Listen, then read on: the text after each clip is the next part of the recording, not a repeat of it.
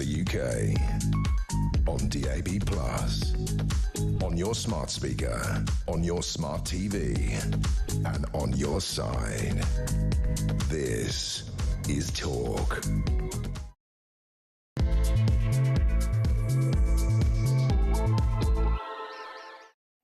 Very good morning to you. It's fast approaching 3 minutes past 10 o'clock. Well, this is Talk. We are the home of common sense, but you knew that already. You've been listening to Mark Dolan all morning. And whether you're listening on DAB Plus radio or on your smart speaker, watching on YouTube, or you're connected to us, thank you as always for tuning in. Always appreciate your company. Lots to come on the show, lots to talk about. I know it's half term. This is very strange for me. It's my first February half term that I haven't had a kiddie holiday because, you know, no kid at school anymore. Oh, isn't it nice? You get to go away cheaper on another week. How fabulous. But anyway, if you're away on holes or maybe, you know, suffering half term at home with the kids, we'll keep you company, we'll keep you looked after and entertained and informed, don't you worry. And of course, I say whether you're listening on DAB Plus radio, all of those different options, do try the other ones. Do try having a look at our YouTube page. Do try other different methods, because we are in lots of different formats. And if you miss anything, you can always go to my YouTube page, the Julia Hartley-Brewer Show, hit subscribe and you never have to miss anything. Coming up in this hour, we're going to be discussing businesses being braced today as Labour's flagship workers' rights bill comes into force. This is youth unemployment, on the latest stats we had out yesterday in Britain, is now the highest in Europe. We're above the EU, 16%, and 45% of those who are under the age of 25 who are not working right now, not in training, not in any education of any sort, have never had a job. What do you think of their chances are they'll ever have a job? We're going to be paying for them for life. They are basically on the rubbish tip of life, and they're going to cost us a fortune and, of course, also crucially not contribute to the economy at a time we desperately need them to. I want to hear from you about all of that. Why do you think all this is happening? Why do you think we've got the highest rate of joblessness among young people than the EU? I want to know what your thoughts are on that. 0344 499 1000. Text the word TALK in your message to 87222. Get in touch with us on X at talkTV. Calls are charged at the national rate. Text costs £1, standard network rate message. Also going to be talking about Reform UK pledging to repeal the Equality Act if elected, but we're not quite sure what that will actually mean. Robert Jenrick, the new, he's not shadow chancellor, because they're not the official opposition, but he is the Treasury spokesman for Reform. He's got a speech a little bit later, and we'll bring you that, some details on that when he does get up to speak. We're also going to talk about an advert. It's actually in London, a Transport for London advert has been banned after it was accused of stereotyping black men. Because it's about women being harassed on public transport, and it has one in which a black youth is harassing a woman. It also has various different adverts in the whole chain of a white man harassing a woman. But apparently that's okay. You just can't stereotype black men for doing it. Isn't that? Oh, what's the word I'm looking for? Racist? We'll talk about all of that. We'll play you the adverts so you actually have a clue what we're talking about as well. All that coming up, plenty more besides, lots of top guests, and they include, of course, Claire Pearce, as a regular on a Wednesday, former Conservative Government Advisor. Morning. Morning. Thank you very much indeed for joining us. You and I have got a special interest in youth unemployment, yes, haven't we? Because we've both got youths. We do. Yours a bit younger than mine. Both got one teen each. These stats are really, really quite terrifying. 16% of youngsters under 25 are unemployed. Mm-hmm. We've got a huge number of young people who are in uni studying, a lot of them, I'm sorry to break it to you guys, utterly pointless degrees that will not in any way help you get a job that requires a degree. Often the jobs that say they need a degree don't need a degree. But you're also going to end up in 50, 60, 70 grand's worth of debt.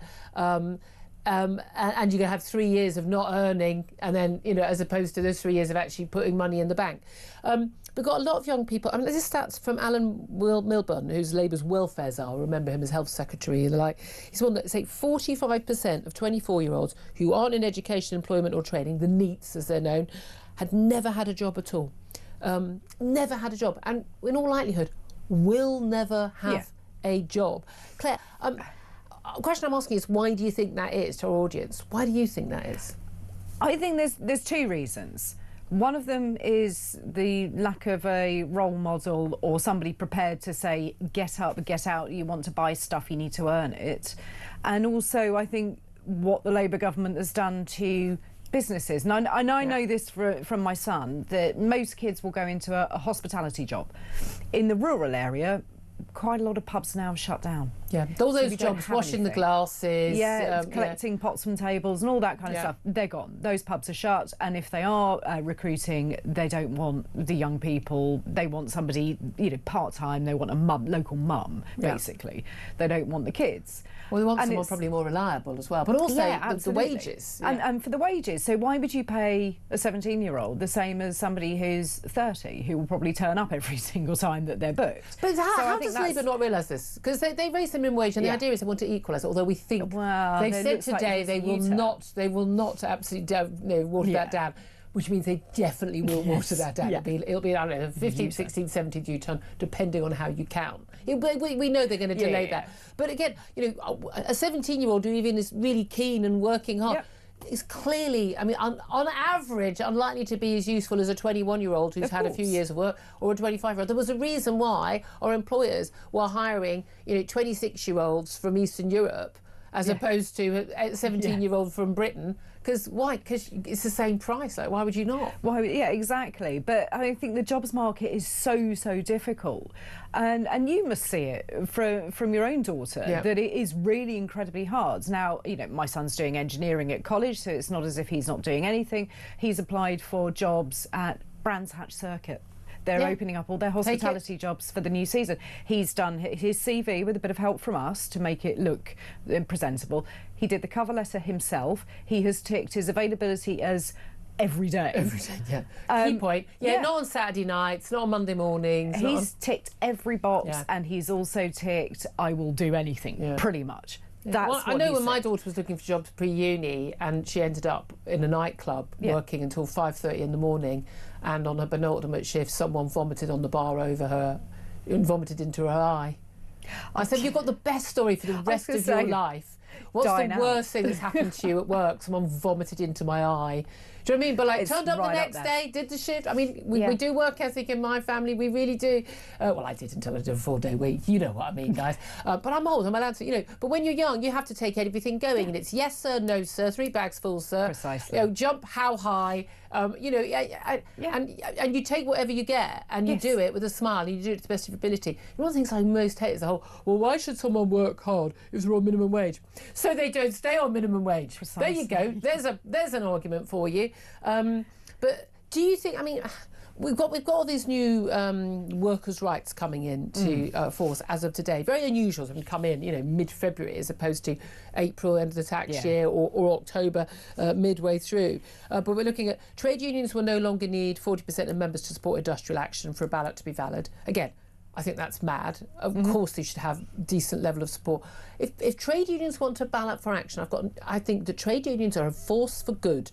I do not take this idea. I think militant trade unions who are just out to make a political point or not, but those who are acting for their members' interests, that's their job. And the reason why we have things like got maternity leave and lots of rights that sick pay and things like that, holiday pay, is because of trade unions over the last century. So I'm not a trade unions bad person. If you get a strike mandate, it lasts for a full year rather than just 6 months. I don't have an issue with that one in particular, but I think it should be a more regular thing maybe. And shop stewards only have to give 10 days notice of industrial action rather than a fortnight. They also don't have to say how many workers will down tools. So it makes you harder to plan. And basically employers have been warned if they sack anyone at any point during industrial action, it will automatically be deemed unfair. Which even though, what if someone did something that was clearly gross misconduct? But there happened to be strike action, you can't sack them. It's like that thing where, and again, we want protection for women who are pregnant or women who are on maternity leave, because it's not fair that men don't have to do those things in order to be parents. But there's also an element where if you're making a whole load of people redundant, I'm not entirely sure why, just because you're up the tough, you don't count as someone who... I'm sorry. There's got to be a balance, hasn't there? But we are looking at, Institute Directors survey, 500 business leaders just a couple of months ago, 57%, so more than half, said they were significantly scaling back their plans to actually employ people. That's where it is, isn't it?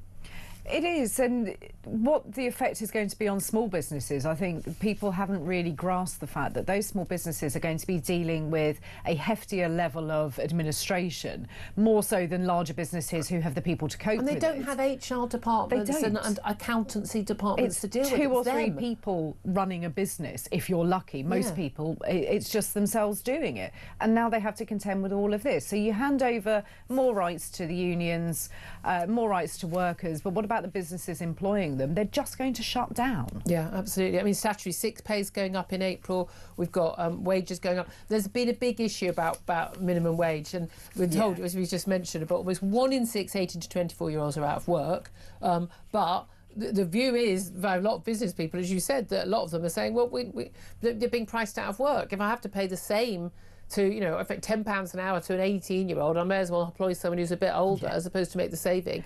And they're talking about saying everybody who works should get the same wages.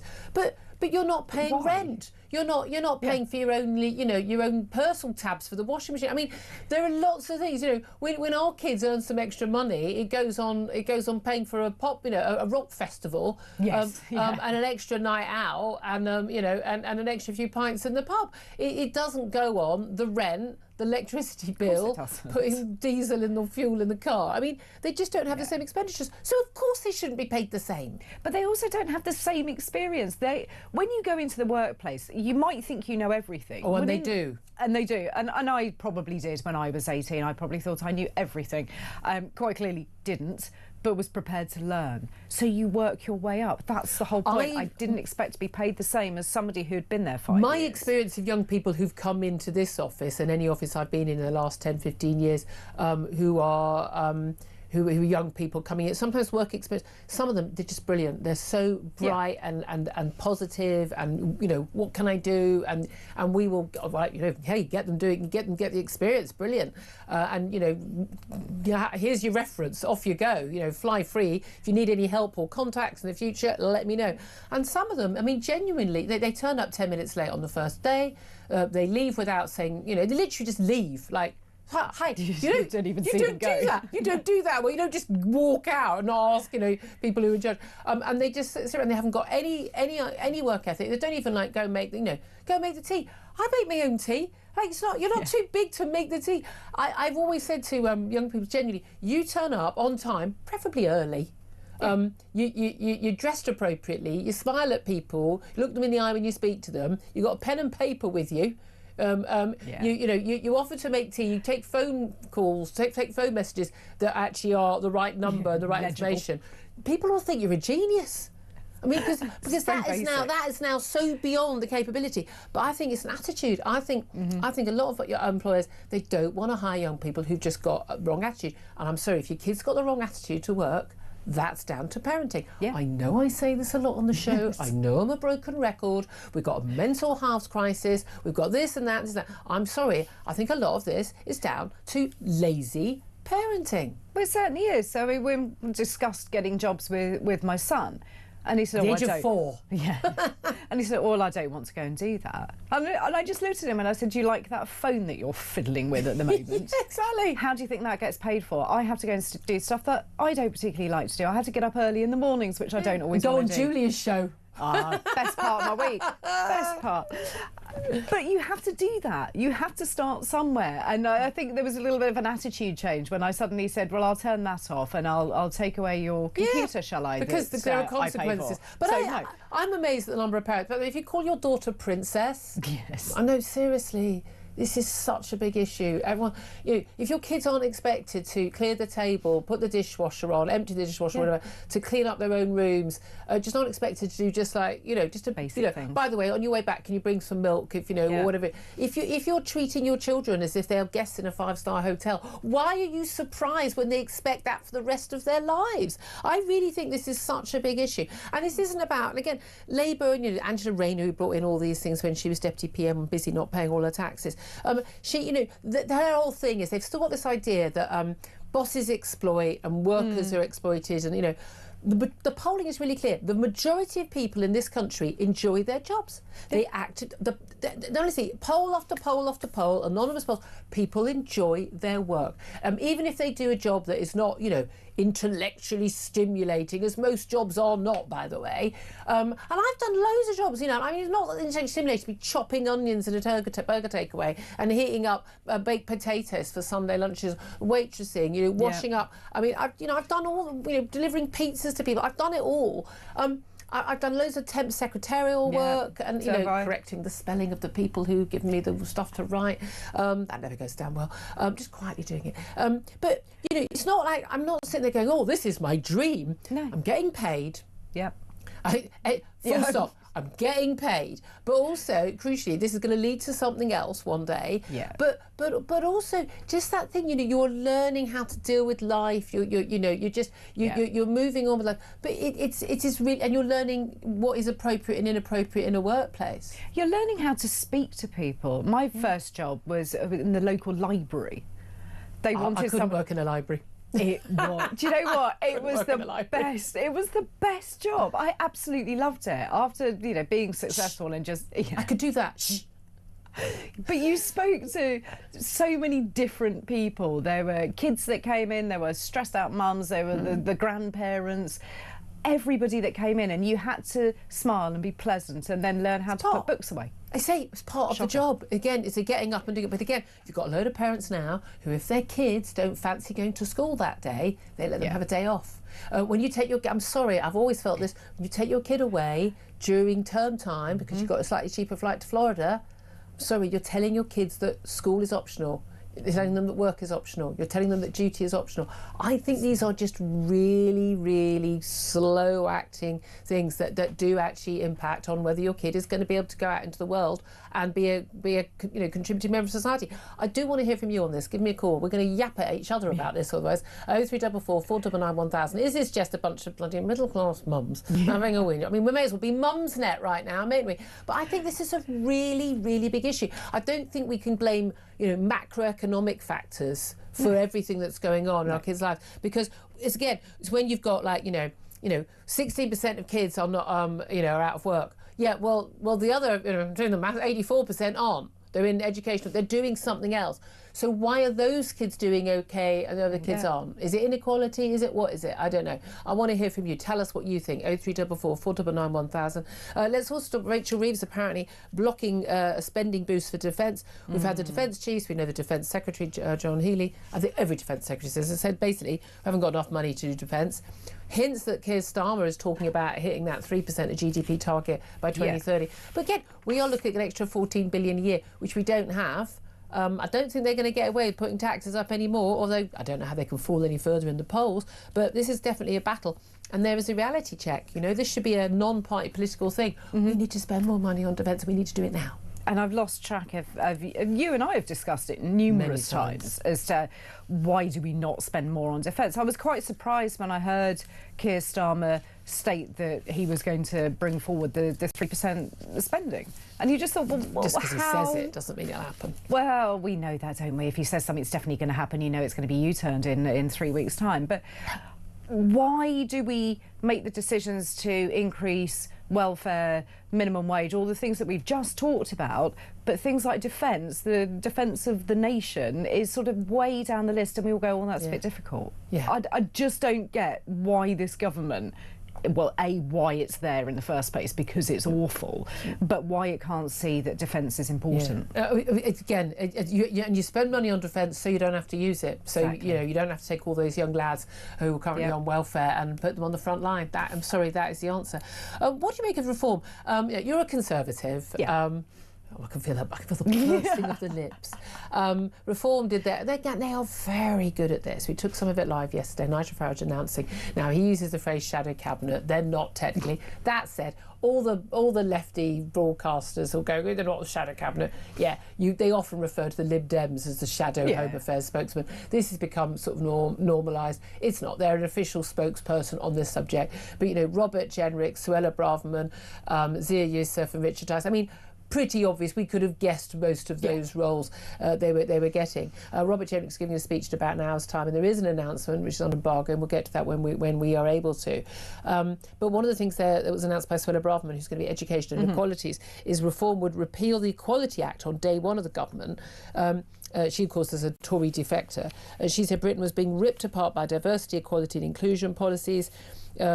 And she said, why does no one in this government seem to care if it's white working class boys who have the worst educational outcomes in our country today? We're going to scrap the Equalities Department and repeal the Equality Act because we're going to work to build a country defined by meritocracy, not tokenism, personal responsibility, not victimhood, excellence, not mediocrity, and unity, not division. Now, I don't know if you need to abolish the Equality Act. Isn't it the interpretation? Because this is basically, there are 9 protected characteristics: age, race, sexual orientation, and the like. And there's a lot more employment tribunals involving those, because that's how you get the extra money instead of the basic money. But do you think they should repeal the Equality Act?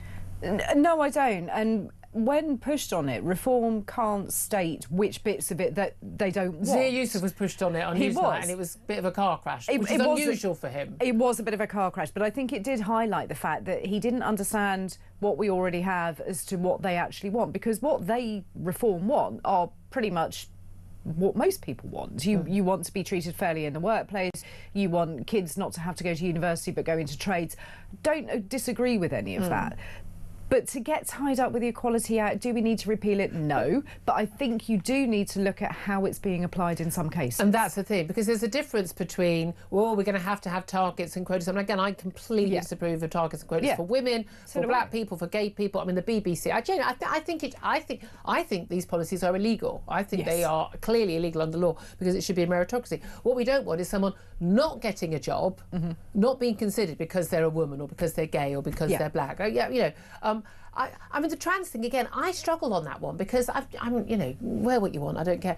But, do I want to employ someone as my, front of house, who's got bright blue hair and is clearly a bloke wearing a dress with a nose ring? No, I probably don't. Is it because they're trans? No, I don't care what they want to call themselves or their pronouns. I just don't want to deal with that.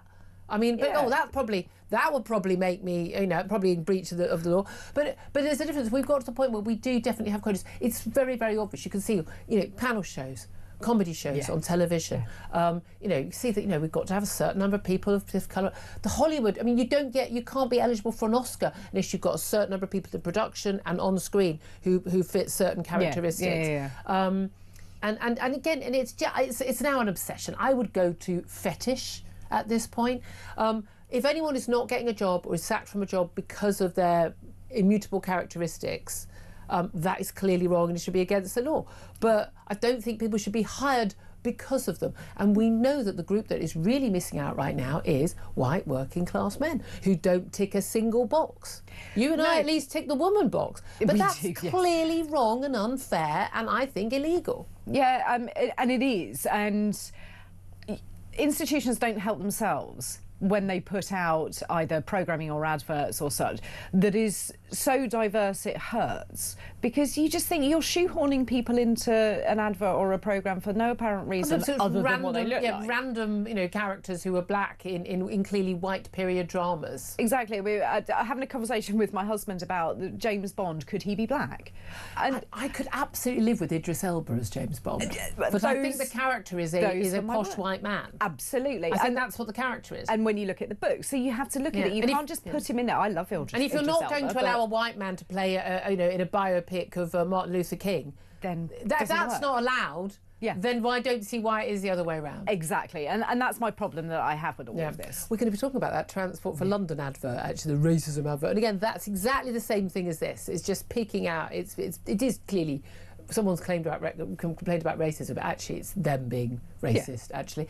But we're going to talk about all of that. I want to hear your thoughts on anything and everything we are talking about. We're going to get to Epstein files and the latest police force getting involved in these investigations into the so-called Lolita Express, basically the private jet Epstein used to basically traffic women into this country for the likes of, it is claimed, although denied, of Prince Andrew. We'll talk about that and plenty more besides. 0344 499 1000 is the number for you to get in touch with your thoughts, but I'd love to hear particularly, why do you think we've now got a higher of joblessness among young people than the EU. What is going wrong and who do you blame? Oh yeah, and how do we deal with it? Give us a call.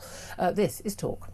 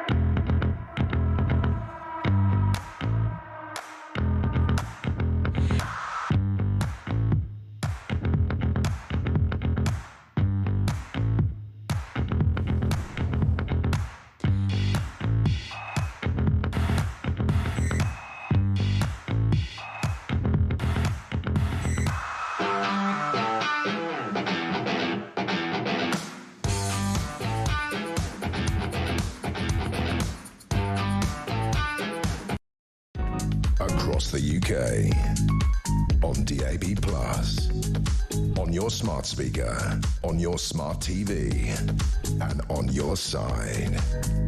This is Talk.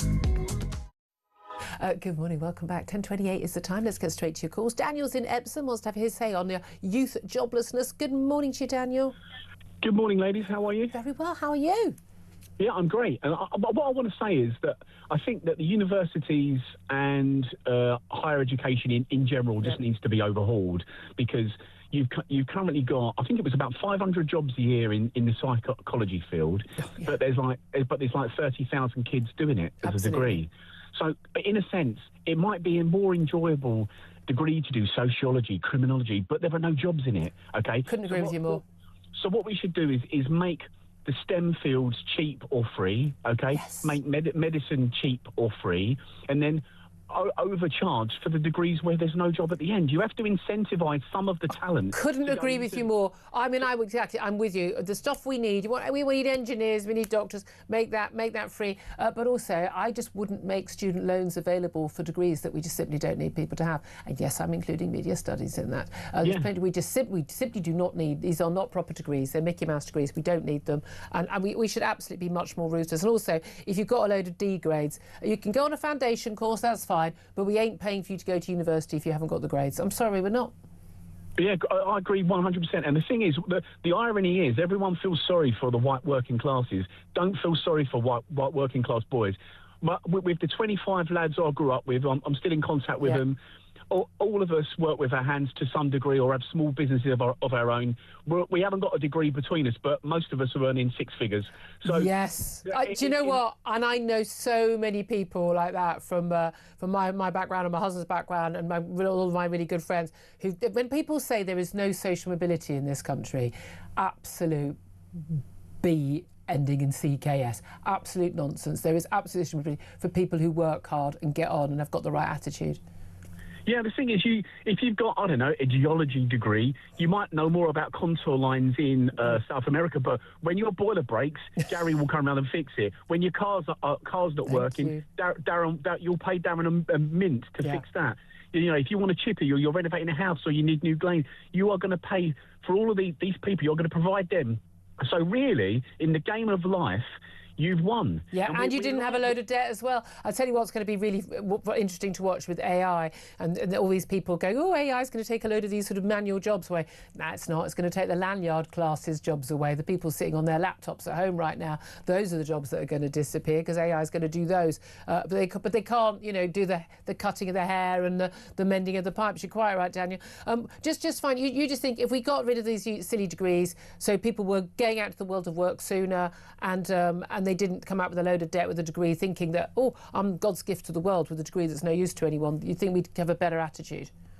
I definitely do. I've got 3 kids of my own, yep. and my 2 boys in particular. I'm not even gonna unless they're really academic, yep. and they want to go into medicine or STEM. Outside of those 2 fields, I'm just going to say, look, get yourself an apprenticeship. Yep. You know, you'll be a plumber in a year or 2. You'll have your own plumbing business in 4 or 5 years. Yep. And you'll win in the game of life. You'll have a better car. You'll have a better house. Yeah, you'll have a better life. Holidays. I'm gonna guess that your kids have done jobs around the house, and they've had those weekend jobs up in their teenage years. Am I right? Yeah, definitely. Funny that, isn't it? Funny, isn't it? Funny. Daniel, thank you very much. Appreciate that call. David's in Ipswich. David, what do you want to say?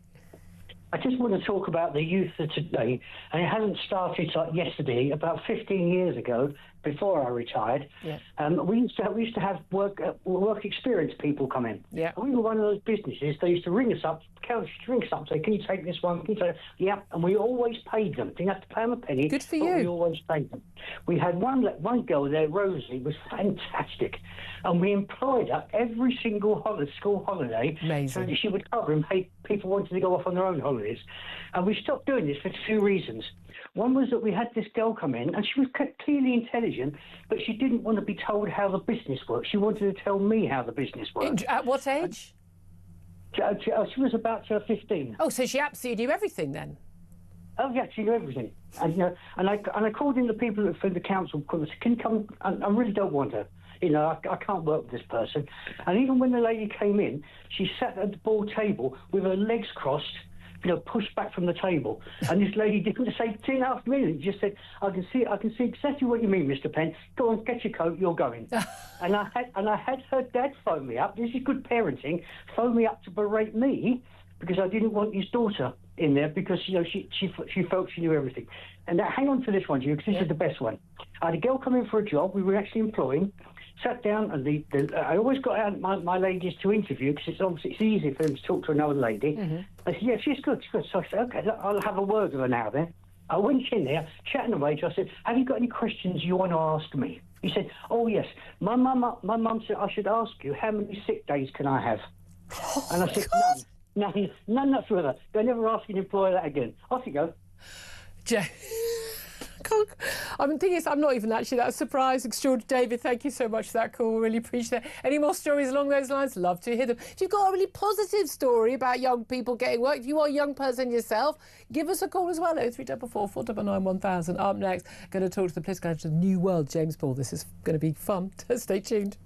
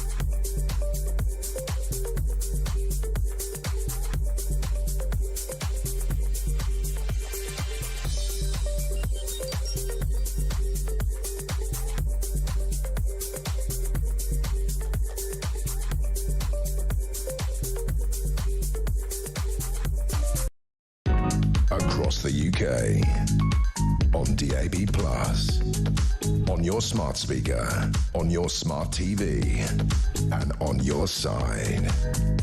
This is Talk. Good morning, welcome back. 10:36 is the time. I'm Julia Hartley-Brewer. Claire Pearsall's here, former Conservative Government Advisor. Claire, I've got to give you a chance to come back in on what Daniel and David had to say.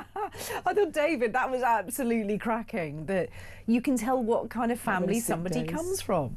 How many sick days? But again, this is the thing, the parent calling up. If I was the parent, I'd be embarrassed my kid behaved for that. I would send my kid back to apologise. Yeah, so would I. I'm sorry, but it's all... Yeah. I'm sorry. Write a letter of apology. Off you go. Well, I wouldn't have raised my kid like that. Good Lord. But these are the same kids who, when their kids get told off, parents, when their kids get told off at school, they come in and berate the teacher. I know. They're the same people. I was completely the opposite. If I was told my child had done something, I would just say, I'm very sorry he's such an idiot, which were the phrase, that was the phrase that came out when he was in secondary school, which the teachers still remember to this day. How helpful. Right, let's go to our next guest, James Ball. He's political editor of the New World. A very good morning to you, James. Good morning. How are you? What do you make of these new workers' rights that have come in? These are Angela Rayner's work when she was deputy PM and not paying all her taxes. But we've got new workers' rights revolution, apparently, according to one of the papers today. Basically, trade unions won't need a 40% of members to support industrial action.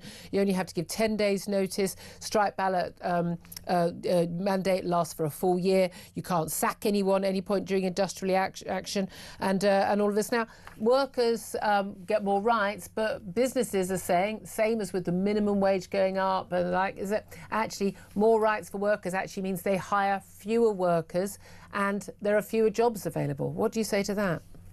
I think generally there is a case for quite a lot of these measures. I think when you have a long Conservative government, things tend to swing a long way towards the bosses. Just like after a long Labour government, things probably swing a bit much the other way.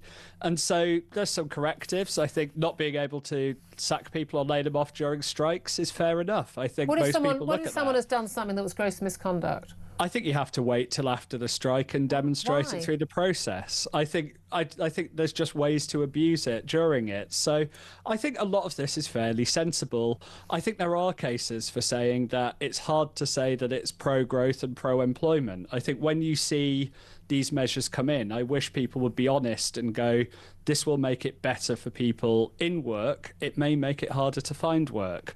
I think politicians lose our trust when they say that everything's just good or bad and it comes without trade-offs. Stronger worker protections do slow down hiring. They may well still be worth it despite that. Fewer people will get jobs, but the people who get jobs will have more pay and better rights, etc., etc. And that's the trade-off. That's how it works. But we see that across Europe, don't we? We've seen that in France, for instance. So once a company has 50 employees, they have loads and loads of workers' rights. So anyway, they have way more power, give way more power to the trade unions. So basically, everyone stops at 49. They literally stop at 49 employees, because otherwise, if you want to move the canteen table 5 inches, you have to actually have a 10-week consultation process with the trade union. It's literally that mad. But we see it with youth unemployment. The countries that have this level of workers' rights tend to have higher unemployment, and particularly higher youth unemployment, because of course people who've already got jobs are protected, but the people who are looking for jobs for the first time in their lives, they don't get jobs, which partly explains why we've seen youth unemployment, I kid you not, 50% in Spain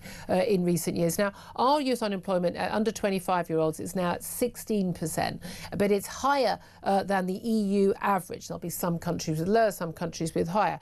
But this is the highest since the year 2000. It's the first time Britain has overtaken Europe since 2000.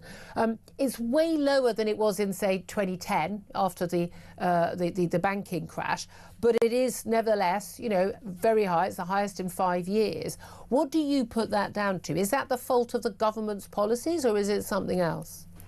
I think it's probably, I tend to think the government's got less control over the economy than we think. I graduated into the global financial crash, and it was pretty miserable watching people try and find jobs. And eventually people get there, but your career starts slower, you suffer. I think mostly it tends to be circumstances. The economy's been sluggish for 2 decades now. I think AI is probably hurting entry-level jobs and graduate jobs, which is probably quite painful and quite difficult. We need to work it out. I do think the government has probably made a bit of a mistake in terms of looking at the minimum wage and equalising that across the ages. I think it looks well-intentioned, it looks fair, but if you're an employer and you're looking on taking a chance on a new graduate with no employment record or someone a few years older, you will always go for the older one if you're paying them the same. Yeah, or indeed, Indeed, an 18-year-old. But this is the thing, you know. I worked at 16, and it's because the shop could pay me less, and that's how you get good, and that's how you don't get paid more. But also, you understood, presumably, you didn't have rent to pay, you didn't have other bills to pay, which someone who's older will have to pay. There's a reason why you pay less, and you perhaps don't have as much to offer an employer. Currently now, you know, minimum wage, we're looking, you know, at 10 quid an hour plus. We are looking at people, you know, employers. It costs them 26 grand, you know, plus, you know, all national insurance for employers and everything else to employ somebody. And let's be honest, a lot of people, particularly young people who've not much experience, don't offer that much value to a business. But this is the thing, in trying to help people get into work and help people on the lower echelons, I think people should be paid a decent wage if they go out to work all week. Absolutely, I'm in favour of that. But we basically priced them out of the market. Employers, everybody else warned them, all the expert think tanks, they warned the government, if you brought this in, it was going to lead to fewer jobs and to job layoffs. And that's what's happened. So they were wrong to do it, right? I actually agree. I can't disagree with you on this one. I think a slightly lower minimum wage, I think there should be a minimum wage for younger workers, but I think you don't have the employment track record. You are asking people to take a bit of a bet. It's often a really good bet. A lot of people come in very keen, want to prove themselves, want to advance, they work hard, but you need that incentive to get people in. And we're seeing what happens when you take that away. We are also seeing some graduate employers, you know, including in journalism, not really understand what the minimum wage is now and not understand it. I see local newspaper jobs demanding a graduate, then with a journalism qualification and a full driver's license and their own car. And they advertise a job at $25,000 a year, which is for full time, actually slightly under minimum wage. And so I think as well, you have a problem on the employer's side where people are maybe locked into 2010 wages and 2010 prices and don't understand that what they're offering is a bit insane as well, compared to what the prices are, what rents are, and of course often paying off uni debts as well. In terms of the youth unemployment, 16% unemployed. Alan Milburn, the welfare czar for the government, is looking into, you know, particularly the NEETs, not in education, employment or training.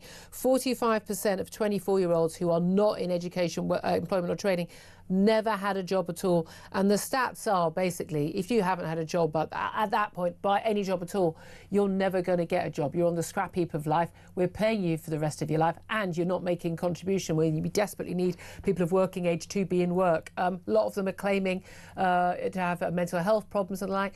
Whose fault is all of that? I think there's a little bit of everything. I do think the government could be a bit more creative here. We have incentives on businesses for things like the apprenticeships levy and things like that. I think we should be looking for, are there ways to spend that? Are there ways to do tax breaks to encourage employers to bring in graduates during summer, students during summer? You have 3-year breaks. It's less and less common for students to work in those breaks now. I don't even know how you could afford university without working. I used to finish on a Saturday, on a Monday I'd start work. I just got no idea how you could possibly get through uni without a job. Same, and I think parents are being generous, and that's very nice of parents, but I think it's then making it harder for graduates to actually stand on their own feet. But you're very much, this is a very Labour thing. I imagine in the new world, you're concentrating on graduates. You know, still most young people haven't gone to uni. Yeah. No, I agree. What about them? But I think here you actually have more concrete effort. You are seeing work on apprenticeships. You are seeing incentives. You are seeing stuff like that come through. I think youth unemployment will always be higher. I think we need to sort of look at that. We need to make sure we're getting the right skills. We have huge trade shortages in the UK, and it feels like we've been saying that every year for 20 years, 30 years. Should we stop giving people, allowing people to get loans for Mickey Mouse degrees that aren't going to get them a job, which we don't need, and doing more to create those apprenticeships and provide that training? Wouldn't that be a better use of taxpayers' money? I think we can do both. I think we've got a global job market. Why are we spending thousands sending people to uni to get degrees that aren't going to get them a job and are no use to the country? Because a lot of these things will get people jobs. Graduates still get jobs. Graduates still get a pay increase. India turns out 10 million graduates a year. China turns out 12 million graduates a year. If we want to keep our place as the world's 6th biggest economy, we need lots of graduates. Depends what your degrees are in. If your degrees are in engineering and maths and medicine, that's useful. If your degree is in your media studies and your sociology. With all due respect, it's not. Well, AI is making all of this a bit weird. We spent a decade hearing learn to code, learn computer science, and it looks like those could be the first jobs that really go to AI. You're starting to get some people working in these businesses going, hang on, we might need some humanities graduates, which is not a sentence I ever thought I would hear tech people say. But they're going to be working in HR. That's the trouble. Just finally, I want to ask you about something that was said by Reform yesterday. We had the announcement of their spokespeople, the leading members of what would be their cabinet, were they elected? And one of the things that is announced is that Reform would repeal the Equality Act if they were elected. That's what Suella Braverman, who would be the Education and Equalities Act, spokesperson. What do you make of that? I think they really need to be a bit careful as they start to try and build the team out around Farage. They like pointing out how out of touch Westminster is with voters, how sort of on niche issues they are. They've got a quote-unquote shadow cabinet that is looking at very culture war-y, very American priorities. And I think when you've got a minister for equalities and you don't have a health secretary, health is still the number one issue for voters. No, it's not. It's not. It's massively depends down. Who you look at. It's immigration or health. It's always one of those two. Economy is, but no, it's not. Economy, health, and immigration are always your top three. Yeah, but health has fallen way down actually. But equalities but they're going to announce. We know they're going to announce other people, but that's not the point. But they've got an equalities minister and not a health minister. That looks weird. Well, because it's a double hit, isn't it? With employment. So they couldn't have doubled health with something. I mean, they just look like cultural weirdos, and their voters won't like that. You say cultural weirdos. People care a lot about culture war issues because it's been imposed on us. You don't care about it because you're happy with the culture war as it's been fought. The people like me. No one's happy with the culture war as it's being fought. We're all exhausted by it, and these aren't people who want to end it. These are people who love hammering the grievance on it, and I just think they're out of touch with voters. Again, people said that about Donald Trump, and last time I looked, he was president of the United States, and one of the biggest hit adverts he did was about the culture war things. People are fed up with the obsession with race. They're fed up with the obsession with trans. They're fed up with the obsession with all of these things which are imposing. But who's obsessed? Reform's the one that just decided to appoint a minister to carry on wanging on about it. No defence secretary. Are you kidding me? No health secretary. I would rather talk about those things than this. I think they're fixated. You'd rather talk about those things because you think there might be stronger arguments for the people you support. I'm going to have to leave it there. Political editor of the New World, James Ball, thank you for that. Claire Pearce, you're a Conservative, not a Reform member. But, I mean, the thing is, look, of course they're going to appoint other people. They just haven't got that many people yet. We know that. But at the end of the day, this idea that, the people on the right... They accuse people like you and me. Yeah. We're further with the culture wars. No, I never wanted to have a culture war about any of this stuff. You created it. You made us have to fight back. Yeah. This is like someone's punched us in the face repeatedly, and we fight back.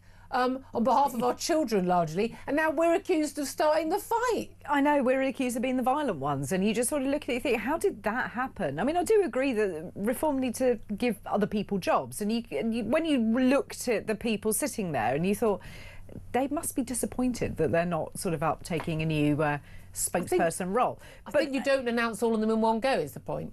No, well, I mean, that's entirely up to Reform to do it, but it's always interesting to hear James's take on it, especially when you look at culture wars, because when it's all in his favour, he's more than happy to talk about it. The minute it turns, he isn't. It's just like the thing. It's like the BBC and their sort of their sort of views. When they think something is neutral, it's because they all agree on it. Exactly. They don't realise it's not neutral for the public. 10:50 is the time. We're going to take a break. Actually, we're going to bring that up with my next guest, Emma Trimble. We're also going to be talking about a Transport for London advert showing a black man and his white friend harassing a woman has been banned after just one complaining that it was a racist, a negative stereotype of the black man.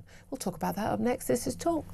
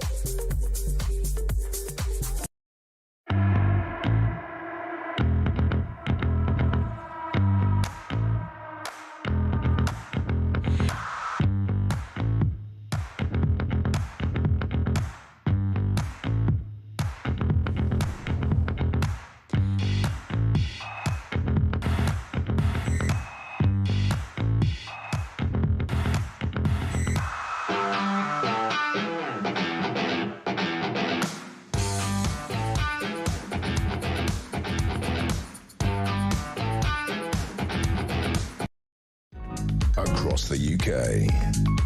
On DAB+, on your smart speaker, on your smart TV, and on your side. This is Talk. Good morning, welcome back to the show. This is Indeed Talk. Unfortunately, actually, we've just lost Emma Trimble. We've got a problem with the tech, who was going to be talking to us about this advert. But we shall persevere. I'm sure Claire and I will have plenty more to say about it, because it's a topic I do want to talk about. So this is a Transport for London. That's the people who run London Transport. I mean, you know, it does exactly what it says on the tin. And they've got an advert which is basically about women being harassed on public transport, on the tube or on the bus, which is a very big issue. And certainly the young women I know, both teens and in their 20s, are saying it's increasingly a big issue. And I'm going to play the advert. Now, I realise a lot of you are listening rather than watching, so there's quite a lot of words in it, and I'll describe it afterwards. But this is the advert that has now been told that it cannot be run because it is racist. We'll discuss that in a moment. I said you look cute, I'm trying to take you on a date, you're not listening. Well, that is the worst thing I've ever seen in my life. Crack a smile, I'm only joking with you, mate. Why did you not want to talk to me, man? I'm shooting off or something. Can't you see me? Can you not see me sitting here? What, you can't see me? I'm sat here. I said you look good and you don't want to go out with me. Hello? Can you hear me? Seeing someone else uncomfortable makes you uncomfortable. Now, that's a series of adverts, and you'll have heard the voices. The final voice is the voice of a young black man who is leaning over his seat to a white girl, and, you know, the one saying, I've told you you look nice, and, you know, why don't you want to go out with me? There's a white man next to her, and I have to say, he's kind of boxing her in. It's quite clear that they are, should we say, operating together.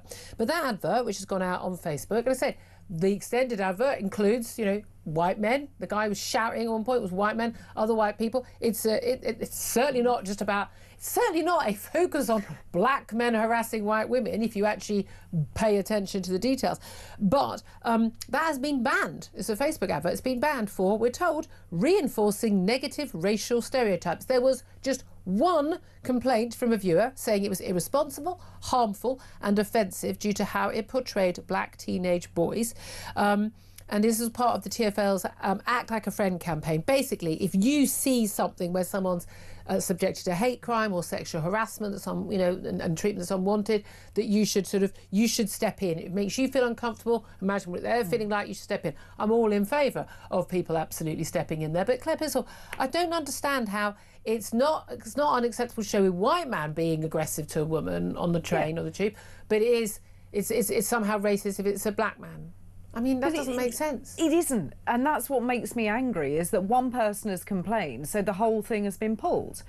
But why? If you're talking about London being a diverse city, then surely you need to show that diversity in an advert. Because we see, it's always about diversity. It's always people with black or brown skin. So anything positive. Yeah, exactly. Then it's going to be positive and negative. And now, if they'd only shown black or brown-faced men doing it to white women, then you'd have a bit more of an issue. Might have a bit of a case, but they haven't. And that is the scenario. By the scenario with the lad at the end, the two young men. That is a scenario that many of us would have seen played out on public transport. It is certainly a scenario that many of my female colleagues, so much younger than me, have had to endure. And there is absolutely an issue, and there's particularly an issue, and again, people get very uncomfortable, but let's say it is, of men who are not British, who are coming from cultures. I mean, I don't think it's the Australian men and the French men who are causing a problem a lot of the time. It's men from certain cultures coming from abroad who basically, they don't just go, hey, baby, you're looking good, and then move on. They follow the women down the road. This has happened to numerous of my young female colleagues, numerous, to the extent they literally worried about going home because they don't want the man to know where they live because they've been followed for so long. Constantly harass them, won't leave them alone. Now, in my day, I'm tall, I'm confident, there'd be a very loud F off. But, women are scared in these scenarios. But how on earth does this become, this is an issue about women facing harassment, and it's become a bloody race row, like everything does. Exactly. So the messaging gets completely taken away. What it's actually designed to do, people aren't paying attention to, and it's so wrong, and people do need to stand up if they see bad behaviour. And what irritates me more than anything else is if somebody sees it and they just turn away. I've seen it on my train on the way home where people will ignore what is going on. Unfortunately, gobby people like me then too. just stand up. I think it's often easier out. for a woman to step in, and apparently it's easier for a woman to give up a seat for a pregnant woman as well. Who knew? But apparently it is. No, but I think it is easy. So I have stepped in a number of times over the years. I don't. We probably find it difficult not to. Yes. You know what I mean? I can't help myself. No, but more people should step up. But if a bunch of blokes stood up, and again, remember that video of that guy and he's taking his pants down on the train, and the guys are going, "Put your pants back up, mate." Yes. And then basically taking him to the ground. I mean, I'm like, they're heroes. Thank you. Yeah. I don't really care what happened after that point. No, and it should be welcomed. But now this advert is mired in a race controversy, which isn't there. It's been manufactured by one person. Yeah, exactly. And that's it. And that's all it takes, is it? But we're not. So we must never have any negative depiction of anyone of colour. We can only have positive depictions of people of colour. I mean, I think there are plenty of those around. And if all, and there was certainly a time when the only depiction of people who were black in American TV and on the news and in fiction and in British TV was someone who's been arrested. I mean, literally, that literally was, or a sports person. That was it. It was, but that is not the case. That is not what people are seeing on their TV screens. It's not what they're seeing in adverts. So you have to have, it's a mixed race family in a third of adverts or something now, even though they are a tiny percentage of families in this country. It's completely normal. The dad being Mr. Lovely Dad, buying his new car or looking after his kids, whatever it is, all those positive depictions, but you're not allowed one of a bloke who's harassing a girl on the bus, because apparently black men don't do that, and we're not allowed to have a stereotype. But black men do that, and same brown men do that, and white men do that. The key thing is it's men. Yeah, don't care what colour they are. The fact is that they are capable of doing that. So they need to be called out, and we need to know about it, and we need to show it on screen. I mean, you can put in pink with polka dots for all I care. Well, no, then he wouldn't be allowed to talk about it, because then he'd probably be claiming to be trans or queer. Oh, look, there's me with the culture wars again. Oh. Starting a war. Starting a war, which we will win. 10:59 is the time. I've got some breaking news for you about the Palestine action activist Sixon will face a retrial on criminal damage charges over that break-in at the UK base of an Israeli-based defence firm. We saw that extraordinary result in the case recently, but that's just been announced by the Crown Prosecution Service. We'll talk about that and many other big stories coming up. This is Talk.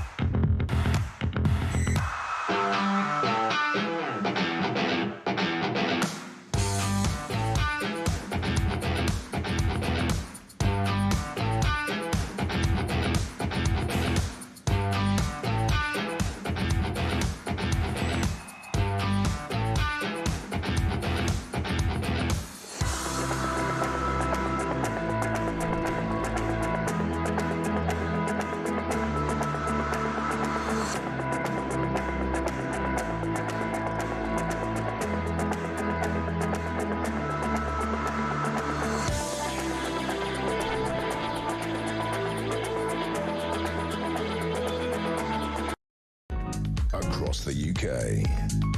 On DAB+, on your smart speaker, on your smart TV, and on your side. This is Talk.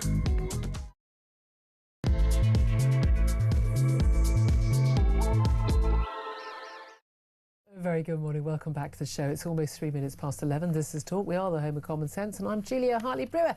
And whether you're listening on DAB+ radio, if you're on your smart speaker, watching on YouTube, or you're connected to us, thank you so much for your company. Lots more to talk about today. If you've missed anything on the show, go to our YouTube page. So, apologies, my YouTube page, apparently. We've got a YouTube page for Talk. I've got one of my own. We called it, I mean, you'll never guess what. This is genius. I don't know how they come up. I think we paid a company millions to do this. Julia Hartley-Brewer show, that's what it's called. Hit subscribe and you never have to miss a thing. Coming up in, didn't they pay millions to some company to rearrange the BBC logo? Yeah. It's like, yeah, these people, these are the jobs to get people. Anyway, coming up in this hour, we're going to be discussing why businesses are braced for Labour's flagship workers' rights bill that's hitting them as of today. Is it any surprise that youth unemployment in Britain is now the highest in Europe at 16%? And Robert Jenrick, who was unveiled as Reform UK's shadow chancellor, so Treasury spokesman yesterday, he's vowing to fix Britain's economy, and there's an announcement from them coming up which is under embargo for about 11:15, and we'll get to that when we're allowed to. Also, why is the Chancellor Rachel Reeves blocking a boost in defence spending? Because they've given it all to the people who aren't working, who have too many kids. That's probably why, but there we are. Anyway, all of that coming up. I want to hear from you in particular about Britain having a higher rate of joblessness among young people than the EU average. I mean, that is very telling, because for many, many years we've had much lower unemployment. Now, a lot of it, let's face it, is masked by the let's just send everyone to university to do utterly pointless courses and get into tens of thousands of pounds worth of debt. I don't think that's a good idea either.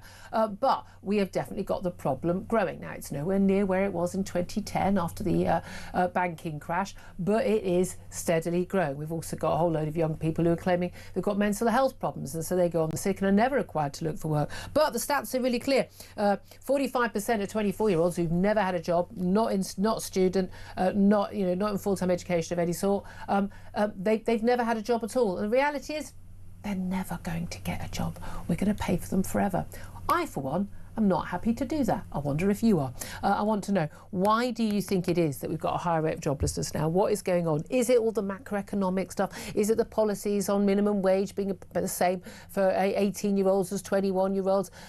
Is it sending everyone to uni and then they come out thinking they're God's gift to the world, but they've got a useless piece of paper and loads of debt, and actually they're no use to anybody? I think a massive issue is this. Is it parenting, that people are simply not bringing their kids up to understand you have to go out to work to make a living and make your contribution? I'd love to hear your thoughts. Give us a call, 0344 499 1000. Text the word TALK and your message to 87222. Get in touch with us on X at talkTV. Calls are charged at the national rate and text cost £1, standard network rate message. I'd like to say, still joining me for the whole show is Claire Pearsall, former Conservative Government Advisor. Morning. Morning. We were doing a bit mum's net in the last hour. We were a little bit mum's netty, like, parenting today. But I think there are very few stories that don't, in this country, come back to issues of parenting. I really do. The joblessness issue is a massive concern. You've got a teenager, I've got a teenager. They're looking at very different paths in life. Yeah. But they've got to work ethic. They understand you have to get up and pay for stuff, and you have to do, you do your weekend jobs and all of that. I think we've got millions of parents who don't. You call your daughter princess. You're buying your kid the latest trainers because they want them, and you're not understanding the value of money, the value of work. I consider it a duty. I think it's I've said this many times. I was raised in a left-wing family. Not like Marxist, but like a Labour voting family.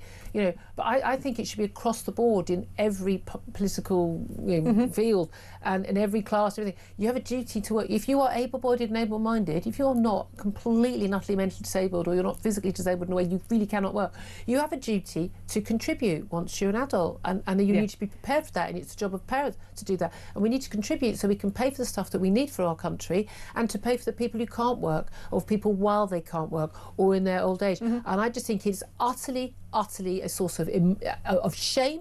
I think it's immoral if you can work not to work. I really do. And I think we need to bring back a bit of shame. I think we need to bring back the notion of duty. I think we need to bring back the notion of being a good parent and frankly, a lazy, bad parent. If your kid doesn't have a work ethic, that's down to you. End of, and we need to take you to task for it. Where are you on this? Yeah, I mean, I am of a very similar mindset, and I think you need to bring your children up to learn about responsibility. You're responsible for bringing your plate down to the kitchen, for putting it in the dishwasher, for picking up your dirty clothes and putting them in the laundry basket. A lot of kids are not. No, they're not. And then the mums, it's always the mums, they'll go, I can't believe I've got a 26-year-old who doesn't know how to work the washing machine. Yeah, I wonder why. Well, whose fault is that? Why are you still doing your 26-year-old's washing? Mind you, I do have a husband that doesn't know how to use the washing machine. He has a post-it note now on the inside of the cupboard door so that he can learn to use it. I mean, but that's not my fault. I was once asked, to be fair, let's not bad, but I was once asked, like, can I put this black top in with a white load? There's a clue in the name. Yeah, there's a clue in the name. It's the obvious stuff, isn't it? But what are we doing to our kids that we think that they should all go off to university? No, they shouldn't. Yep. I was watching the Tony Blair documentary last night. Fascinating watch, I have to say. Absolutely fascinating. But that was, of course, the architect of everybody was going to university. No, they shouldn't. Why not introduce, as you say, duty service, bring back cadets, bring back some kind of outdoor pursuit, because a load of them are now sitting indoors not doing anything at all. Oh, and we've got to get them off their phones and off their Game Boys, and absolutely. So, you know, why don't we look at stuff like that? We need more apprenticeships. We need, my son wants to go and do a degree apprenticeship, because as he turned around to me, he said, I don't want to go to university because I'm going to rack up a whole load of debt, and I also don't want you to have to pay for it. Which I was quite shocked about, really. Yeah, that's the fair thing. play to him. He's learned. Yeah, I want to hear your thoughts. So, you know, do you get in touch? 0344 499 1000. And I wonder again, how much of this is like, you know, we discussed with James Ball from the New World earlier. You know, this thing on the left, they're all a bit surprised that what the businesses said was going to happen has happened, which is if you put up the minimum wage to over a 10 an hour, you even it out between 18 and 21-year-olds, and they're going to make it everybody. People are not going to employ young people who are inexperienced, and they're not going to employ that extra person, because these people, they've never run a business. There's zero experience of running a business on the front bench. Now, I've not run a business, but I ask people, business people, whether people... I know people who run multi-million-pound businesses. I know people who run really small businesses, 2 or 3 man, or 10 man, or 100. Okay, look, so talk me through, what is it you do? The cost of recruiting somebody now, the cost of, you know, hiring them, the extra desk, the extra space in the workplace, you know, this all... Kick them out with a phone and a computer and a chair. I mean, no, literally, basic stuff. And the cost of the national insurance for the employer and all the other costs and the extra sort of, you know, admin you have to do, the accountancy. There are huge extra costs. And a lot of these people, they are simply not worth that to the business. They will not bring that added value to the profit line, so they're not worth employing. Now, in the public sector, well, you just get a bigger budget, because the taxpayer will pay for it. They have no concept at all of, if you pay people more, you have to bring in more. They literally don't understand that concept. Whereas, in fact, in private companies, you have to bring in more before you can pay those people. Yeah, exactly. But this is what the Labour government doesn't understand business. It doesn't really want to understand it either, because otherwise they would have put much more effort into going into small and medium-sized businesses, especially, because they are going to be hit really, really hard. And they're the backbone of our economy. Absolute backbone of the economy. But 80% of people work in the private sector. The vast majority don't work for a well-known international high street name. No, and you want to go and have a look at the sort of people that employ 2 or 3 individual workers. What about going into trades, learning a little bit about that? There's such a sort of... Isn't that the problem, though? The policy is made by people who all went to university, or, you know, wish they had, or what, you know...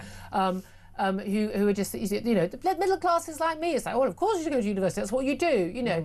And their advisors are exactly the same. All the people they talk to, all the people who run the think tanks, exactly the same. You know, and everyone they deal with is like that. And it doesn't occur to them. They don't know anybody whose kid is training to be a plumber, because they talk a good game on this stuff, but actually they're quite snotty about it, even though, of course, the plumber is going to be earning about 150 grand a year more than their kid who's doing the media studies or the psychology degree. But there is a real disconnect between our political classes now, which have largely never done a normal job, than there is with, you know, Yeah, they all went to university and they've all come out. They've either gone into law or they've gone straight into politics or they've gone into the charitable sector. So their beliefs are all being mirrored back to them. My son's friends, one of whom is learning to be a plumber. There's one who's learning to be an electrician. My son actually wants to go into work with cars. Yeah. Supercars normally, but even so, he'll be able to fix mine if it goes wrong. Very useful. Those kind of jobs are not going to get taken by AI either. Yeah. You're always going to have to call up somebody when your pipes are bust. Not a euphemism. Not a euphemism. But you're also going to have to look at ask somebody to come around if your circuit's bust as well. Again, not... I don't know why I'm going. You're bad. I don't know why I'm going. No, but that's the thing. That said, I was tweeting last night. The algorithm. Everyone's talking about the algorithms and the doom scrolling. I was AI scrolling. It turned out last night, and some extraordinary footage of stuff earlier this year well, I think it's last week in Beijing. These incredible dancing robot. Well, have you seen this? I have. If you look at my social media feed from last night, absolutely terrifying. I mean, genuinely, people. It's one of the things I think we actually need to talk about more on the show, because this is, which jobs is it going to take? This is going to be a revolution. The people who know about this stuff, this is going to be the same as, I know, it's going to be bigger than phones.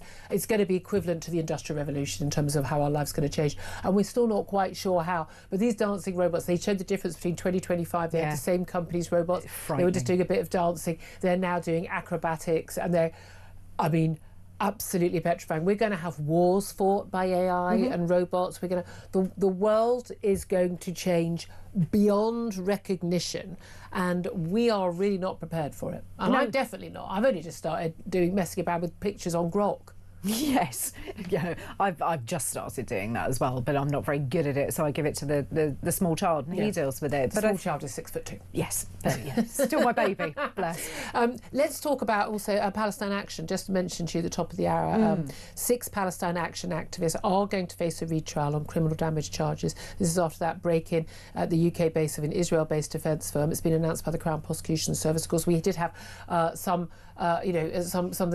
was a case where some were found guilty, some charges, some were found not guilty, and then there were also cases where the jury simply could not agree, including over allegations involving a police officer, a woman police officer, on the ground arresting somebody, being smashed in the back and actually having her back broken with a sledgehammer.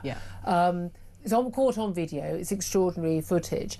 Now, obviously, at the time we said there's very likely to be a retrial, and obviously when things are going back to retrial, they are sub judice. We cannot do anything or say anything that would prejudice that case. It's really, really important in any direction.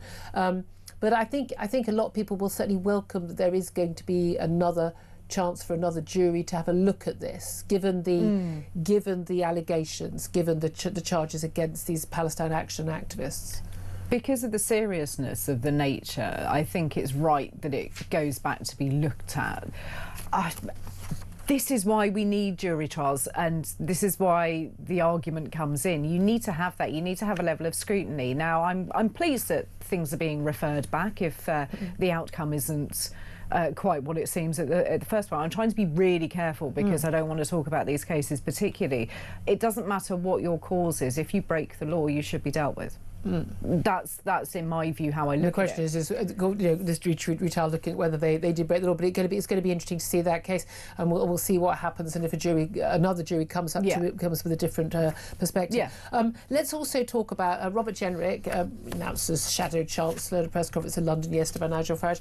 Well, he's actually giving his first speech. He's actually the Treasury spokesperson for reform, and he's speaking right now at a press conference saying that they intend to win the next election, and on the polls it looks like they would, or they're going to end up in a patriotic coalition with you guys at the Tories. But in his first major speech, he says reform will defuse the benefits bomb set to bankrupt Britain. They will, now this is an interesting change, they will restore the 2-child benefit cap in full. Again, that has been scrapped brought in by the Tories. Full support. By the way, even people on very low incomes, most Labour voters supported having that cap, which basically meant after your first 2 kids, if you're on universal credit, you don't get. And again, people think they're talking about this like extra 20, 23 quid or whatever it is, child benefit that everyone gets. It's not. It's £3,500 extra. It's the child aspect of universal credit that you get for your third, fourth, fifth, sixth, seventh, or even eighth kid. And it was capped on the basis that there are loads of people who are paying taxes, going out to work, both parents, 40 hours a week, who can't afford to have a third kid. So why the hell are they paying taxes to afford someone else to be able to do it? I've always thought that was an incredibly moral and good policy. Apparently it didn't have any impact on people having fewer kids. Well, that's up to them. And if they want to live in relative poverty because of that, that's their choice. But it ain't my problem as a taxpayer. Absolutely insanely, the Labour government is bringing that back. The Reform Party had a policy for quite a few months, which I'd taken them to task with, both on air and off air, which they would restore the two-child benefit cap, but it was going to only be for parents who are British nationality, who are both in work. Yeah. Because actually the vast majority of these people are either not working or one parent is working only part-time, which is why they've got no money and frankly are having a lot of sex unprotected and having more kids.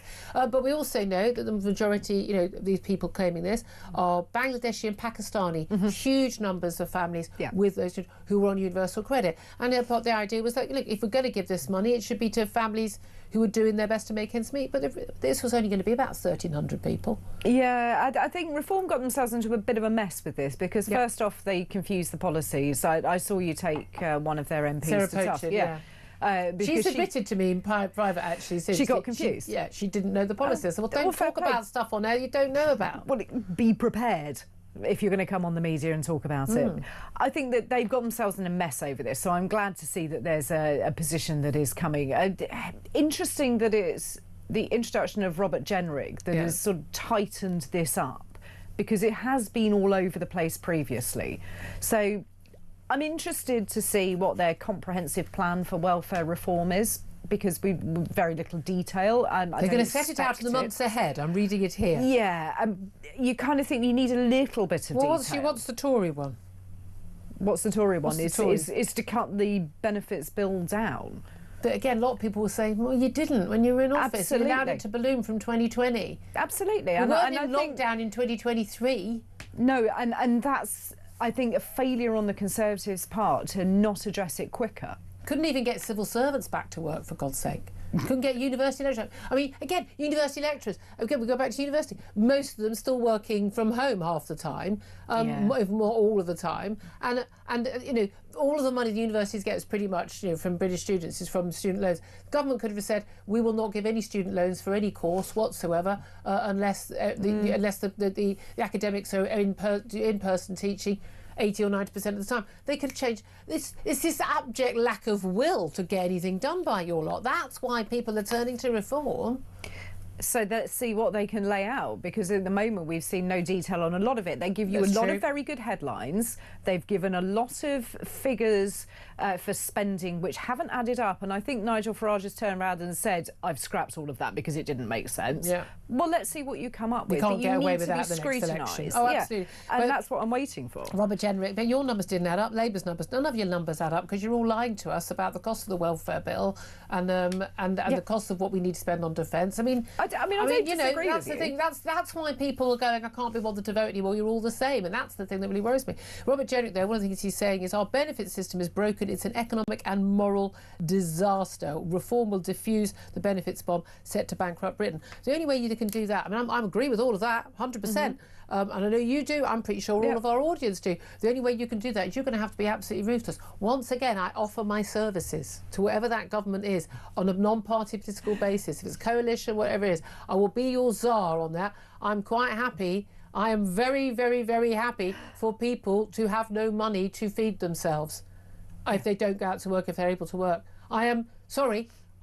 Because they will work when they're hungry enough. I'm absolutely quite happy to have 18-year-olds in orange jumpsuits cleaning graffiti, being forced to do so to get benefits. I'm sorry. We need to go full on, absolutely military on this. Yeah, we absolutely do. In my village there was a whole bunch of lamps, you know, the big street lamps. We don't have many, it's a village, but they've been hit by catapults and ball bearing guns. So and they're all smashed. And they're all smashed. They're 600 quid a piece. Ouch. Which we all have to pay for as residents. Yeah. So you just think, right, I want those toads to be rounded up and made to pay in some form, whether that be unpaid work, let's go and work in the community, let's go and help out in the school, you know, whatever I just string them up from the lamppost, but I'm old-fashioned. I didn't know if I could say that or not, because I'd like to do that, but, you know... I would like to do, I don't want anything illegal. I would like to change the law so that I could do that. But I'm thinking that would focus minds. Yeah, exactly. Focus minds. But there we are. I want to hear from you. Tell us, what would your punishment be? 0344 449 1000. Let's also talk about someone who's definitely facing the prospect of punishment, although he, of course, has denied all wrongdoing. I need to suggest that. Andrew Mountbatten Windsor, as was Prince Andrew. We've now got 7 different police forces investigating the Epstein files and the so-called 90 Lolita Express flights to the UK. Again, it's reference to Nabokov novel, but again, I think they kind of it's creepy when they talk about it like this. We're talking about young girls and young women who have been trafficked for abuse, and they're now looking at up to 90 flights into Stansted's private terminal by the jet owned by Jeffrey Epstein. Of these, 15 were after the US financier was jailed in 2008 for soliciting underage sex. Essex police are now examining flight logs and emails. Now, one of the issues we've got is there's actually often very little information. And I've done a few private flights when I was a journalist and I flew with the Prime Minister. I mean, of course, they've got your passport, they're dealing with all of that. But there's been quite a lot of information that's been come out in recent years that actually, these private, the private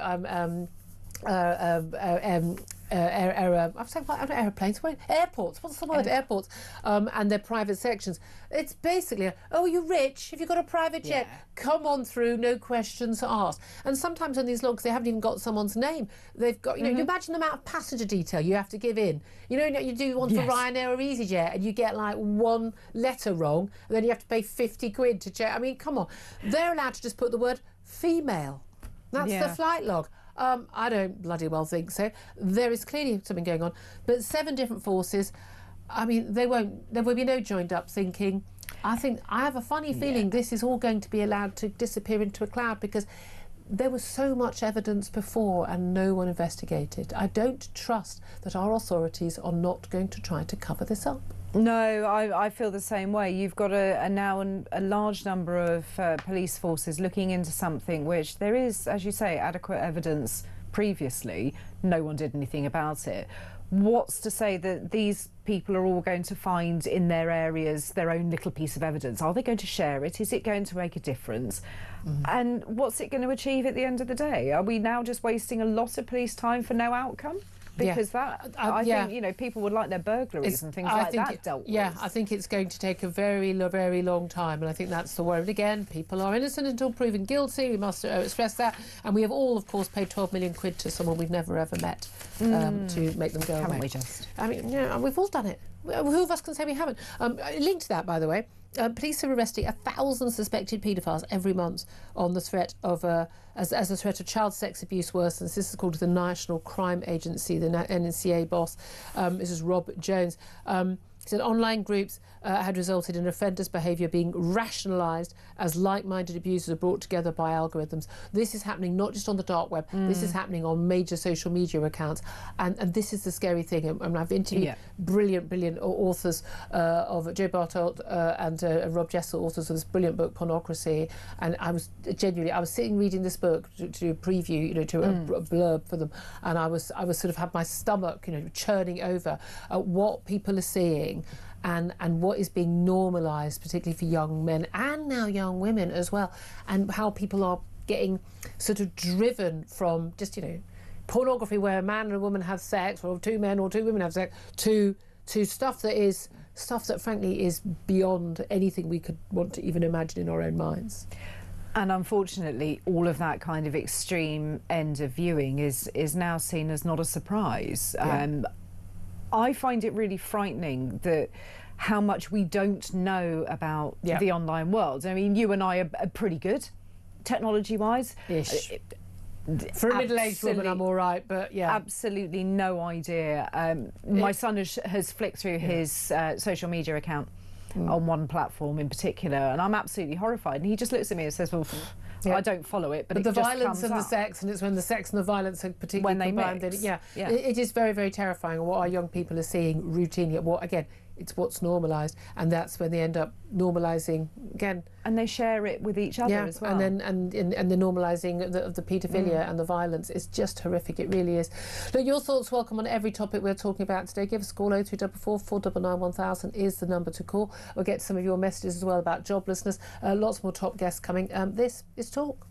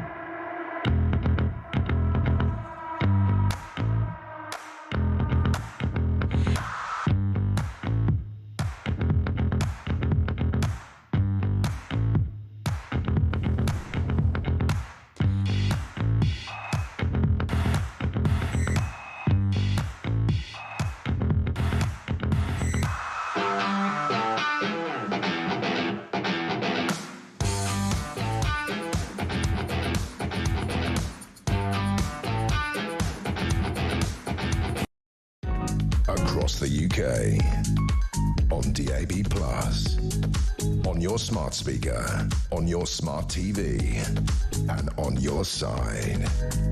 This is Talk. This is Talk, the Home of Common Sense, with me, Julia Hartley-Brewer. Just some interesting breaking news. Britain has threatened to jail Chagos Islanders who returned to their homeland in protest against Starmer's deal to hand the territory to Mauritius. A small group of men and women was served with an eviction notice by the government just 24 hours after landing back on the islands yesterday. Misley Mandarin, who was on Talk this morning with Mark Doan on The Breakfast Show. He's the island's elected First Minister. He arrived there with his father and other islanders. He said the notice was a disgrace, and he told Talk this morning, "We've just been served this piece of paper to leave the island, to leave my homeland from the British Indian Ocean Territory Patrol, which is absolutely a disgrace to this government," meaning the British government. "This is my homeland." Says, "My dad is next to me. My dad was born on this island. My dad was exiled, and now this government is trying to exile us a second time." Of course, this is Keir Starmer giving sovereignty of the Chagos Islands to Mauritius. Agreed to make that deal May last year. Extraordinarily, for some bizarre reason, no legal duty to do so or not. But again, the issue of the self-determination of the Chagosian people, who've been exiled from the islands for many, many years, has never really been considered in that by the great and the good, who claim to care about these things, especially when it's Palestinians, don't they? They do not pick and choose, don't they, Claire? Yeah, they do. This is the wrong type of people, maybe the wrong kind of cause for them. Wrong kind of island. I don't know. It's so difficult to keep up, isn't it? They've probably never had to look on a map to see where the Chagos Islands were previously. I'm sorry. When this story first came up, I absolutely Googled it in the break when it first came up about a year ago. Yeah. Sorry, but Yeah, but they still haven't done that. You're quite right. They still haven't done it. And is it in the Middle East? I'm not interested. Yeah, and this is it. Oh, we're in the middle of an ocean. We can't be dealing with that. And you just think those poor people have been exiled off somewhere. Can we just go and hand a little eviction notice into number 10 and 11 Downing Street in that respect? I think that they're illegally occupying something that they shouldn't. It's all bizarre, isn't it? Look, let's go to the phone lines. You're talking to us about joblessness, got lots of texts and messages as well. I'm asking, why do you think it is that we have a higher rate of joblessness here in Britain among young people than in the EU? Darren says, because the migrants are first on the list before the public. Too many low-wage migrant work visas, says Milo. Gary says, I grew up when jobs were few and far between, so I joined the army age 16. There are far too many young people who don't see the point in working. Nick says it's because we have a socialist government in charge. Things will be different under Reform and the Conservatives. Wasn't that different under the Conservatives under the last lot? No offence. Jamie says wages have stayed low while benefits are higher than ever. It's better not to work now. And that is the reality for a lot of people. And Brooke says it's because those in power show that you don't need to work hard. You can just lie, cheat and steal your way through life. Jacqueline says a huge number of young people can't work because of anxiety and depression.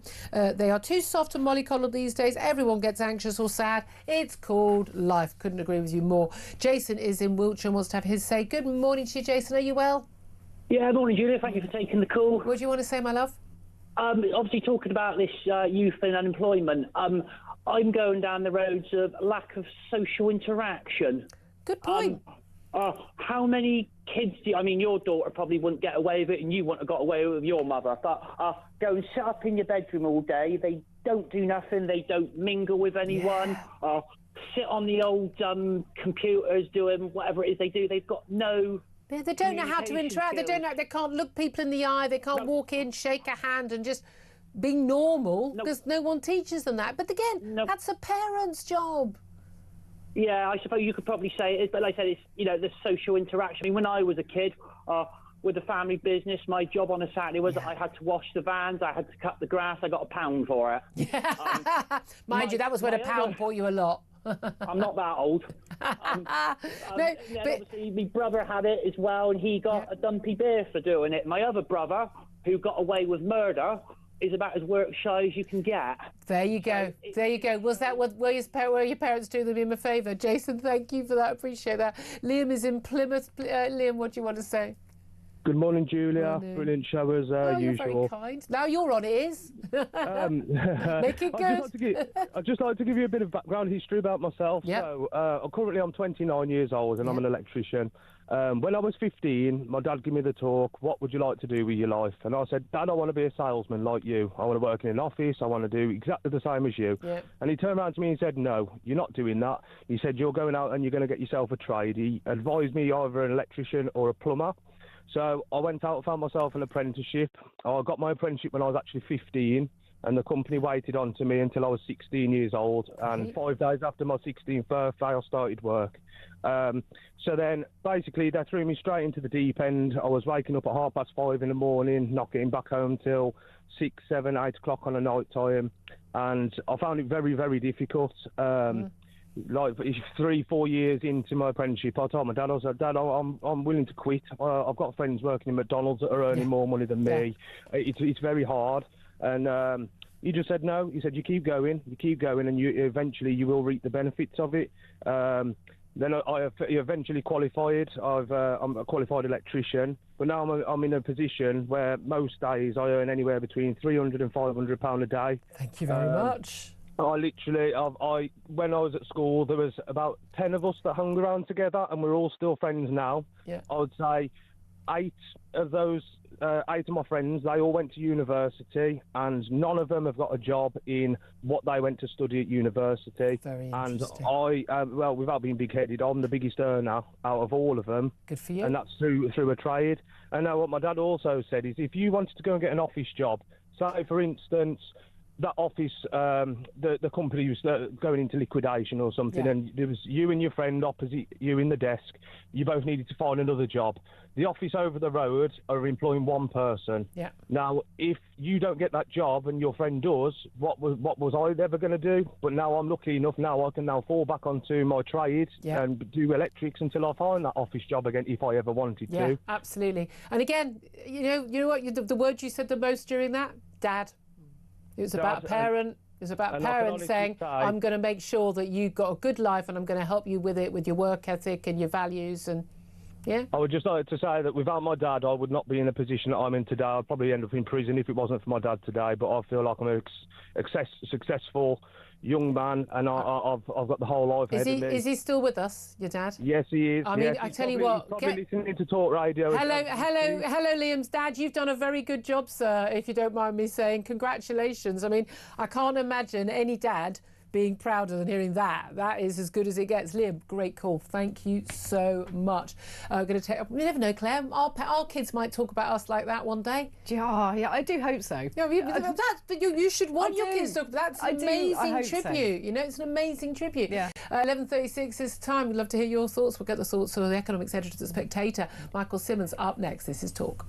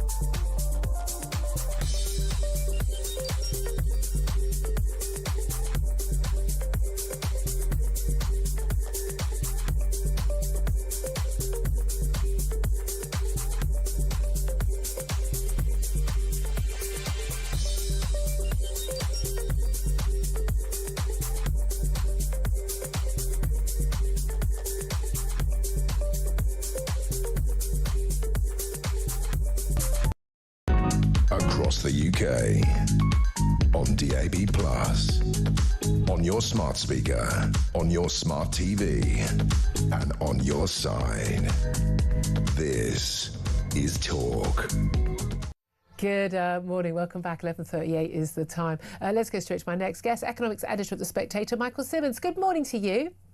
Morning. Thank you so much for joining us. Let's talk about, we're talking about joblessness, youth joblessness, but also talking about, why businesses are braced today for these changes. But it's really interesting to hear from my caller. I think you might have just heard him, Liam, talking about how, parents who say you get down the apprenticeship route, you've got to work, you get up, you do the early shifts. I think we've got a lot of young people in particular who don't understand that right now.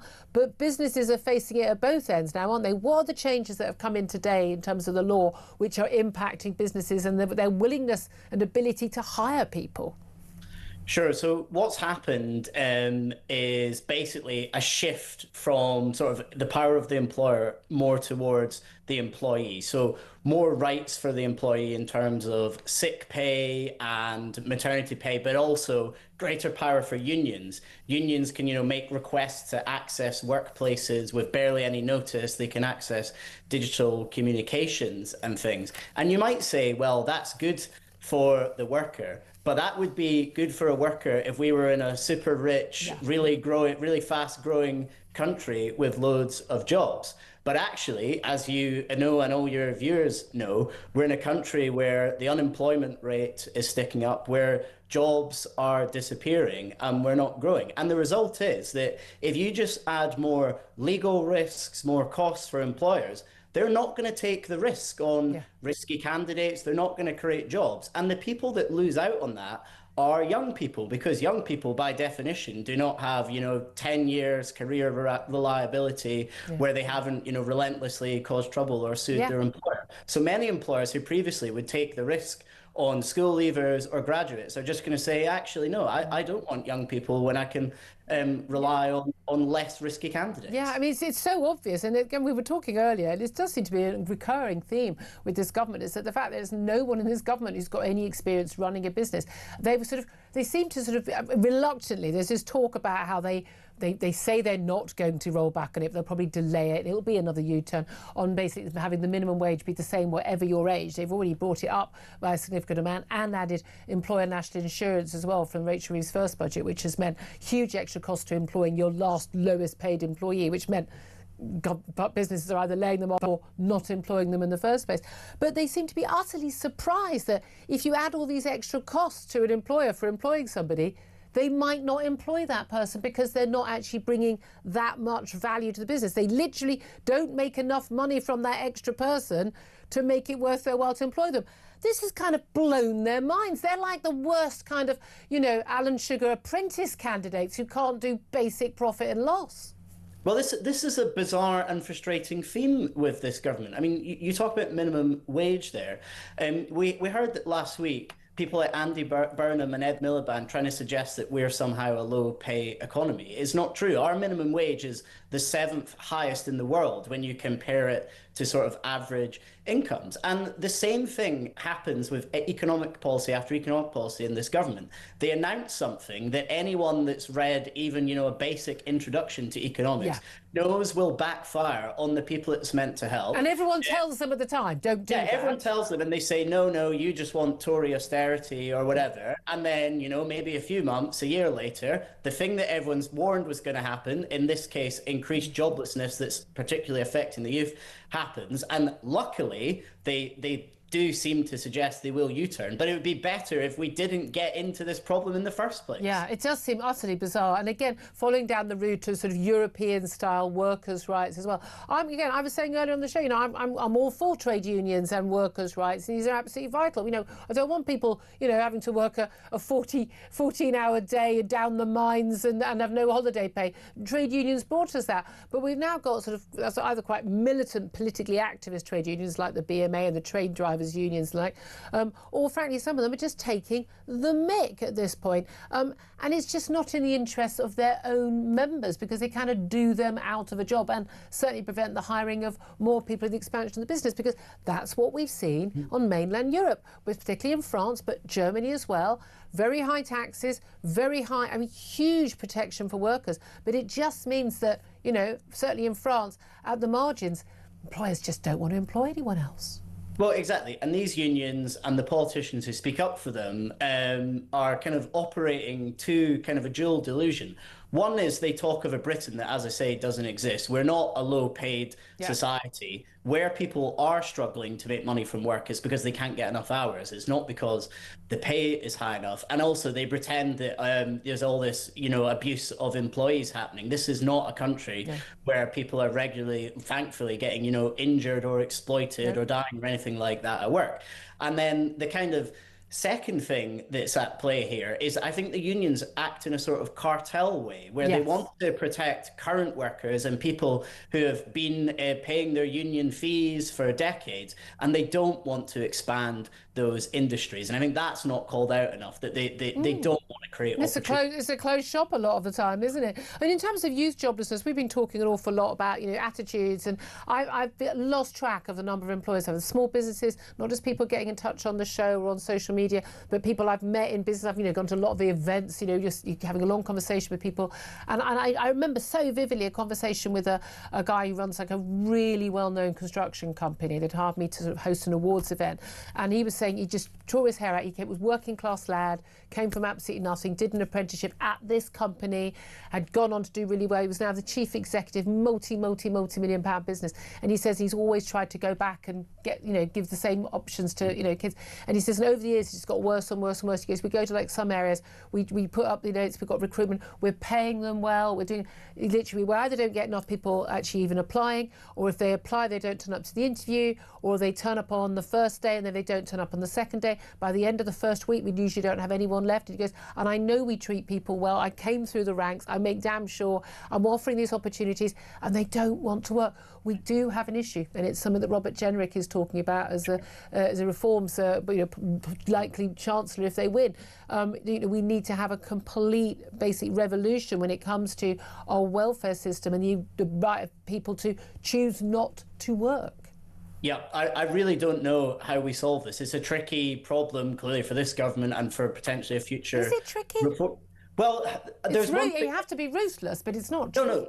We have to be ruthless. There is this one issue of changing incentives so to make it impossible that it pays better to be on a life of health-related benefits. But I think there's something that actually the tricky bit has to happen outside of government, and that's our kind of national psyche. I'm sorry to keep going back to this, but something clearly happened during the COVID lockdowns where I think we as a people became a lot more mentally weak. When, small ailments or small mental health issues before, you would have still gone to school, you would have still gone to work, you would have fought through it. And we've changed in our psyche because, or during those lockdowns at least, to say, no, actually, I'm going to not tackle this. People are told not to go to work now when they're like that. I remember, like, when I was younger, if I didn't go to work, if I had a little bit of a cold or something, I might give it to other people. I probably caught it at work, but I don't get paid, so I still turn up. But it's very noticeable. This hasn't happened to anything like the same extent in other comparable countries that had similar lockdowns. It just hasn't. We are unique.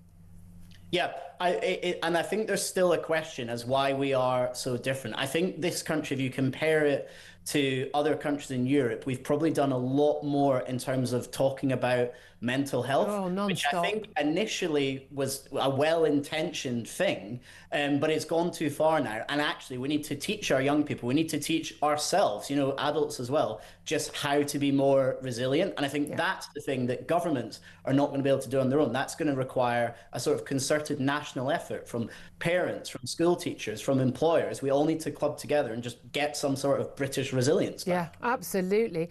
Do you think that what we've heard from Jenrick this morning, Robert Jenrick, and what we've heard from Nigel Farage in his announcements of some of his front bench yesterday, Robert Jenrick says he's going to restore, he says the benefit system is an economic and moral disaster, and he says that basically they are going to, bring back stability to the British economy. Do you think that Reform have got any policies that could deliver that?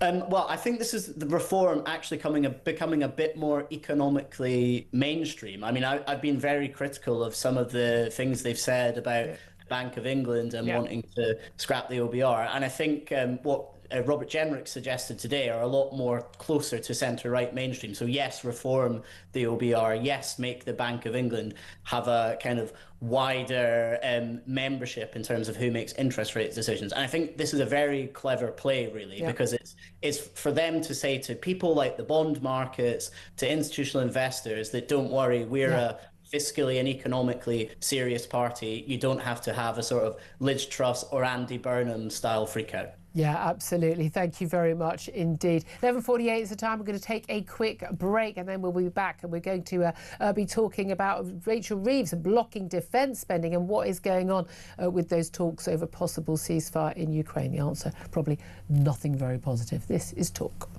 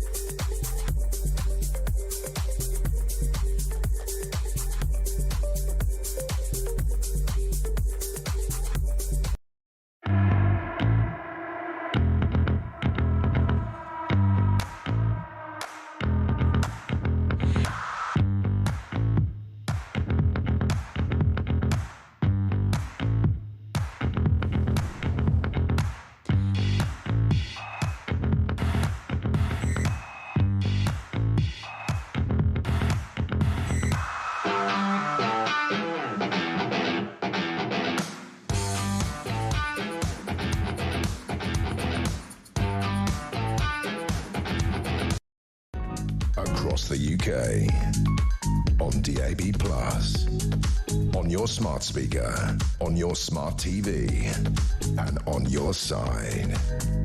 This is Talk. Morning, welcome back to the show. 11:50 is the time. Just to let you know that Keir Starmer has been making some of his first public comments since, of course, we had that rather bizarre situation of yet another U-turn on local elections. But he's also decided to put his tuppence worth in now that Reform's Robert Jenrick has announced that the Reform Party would scrap the two-child benefit Well, bring back in the cap. It's a complicated one. Basically, you're not going to get an extra £3.5 a year for every kid you have because you don't work hard enough to support the kids you've got. You're making everyone else work harder and pay more tax to pay for it. I would say a rather moral policy for that. Policy I completely agree with. Certainly the Conservatives are and have always been, Claire. But Keir Starmer's just posted, shameful. He can talk. Shameful. I'm incredibly proud that this government has scrapped the cruel 2-child limit, although of course he did actually punish MPs who voted for it first of all. Reform wants to push hundreds of thousands of children into poverty.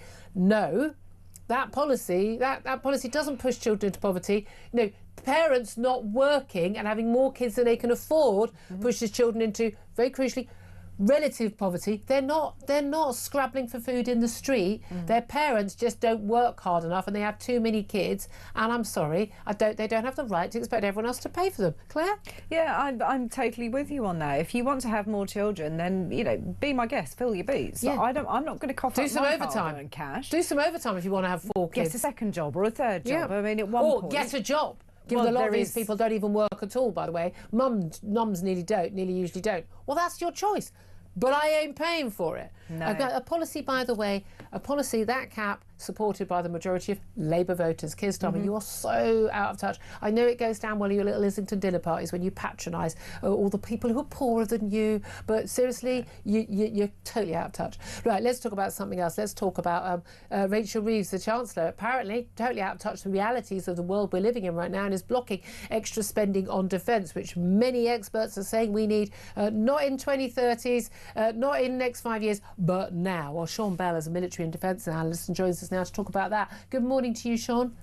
Morning, Julia. Thank you for joining us. So we're told that it's the Chancellor blocking this. The reality is, if the Prime Minister wanted the money to be spent, it would be spent. But we are talking about what sort of sums of money here? Well, we're talking about significant sums of money, and it's worth setting some context here, Julia. There was a strategic defence review after the government came into power, did a defence review that created a vision for what defence needed. That was published in the summer of last year. Now, vision without funding is hallucination, so you need to have some funding mapped behind that. The Defence Investment Plan was therefore meant to be produced in the end of autumn last year.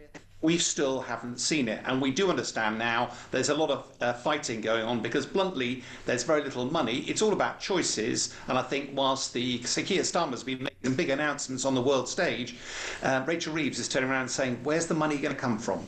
Which is a fair question, because at the end of the day, we can't borrow anymore.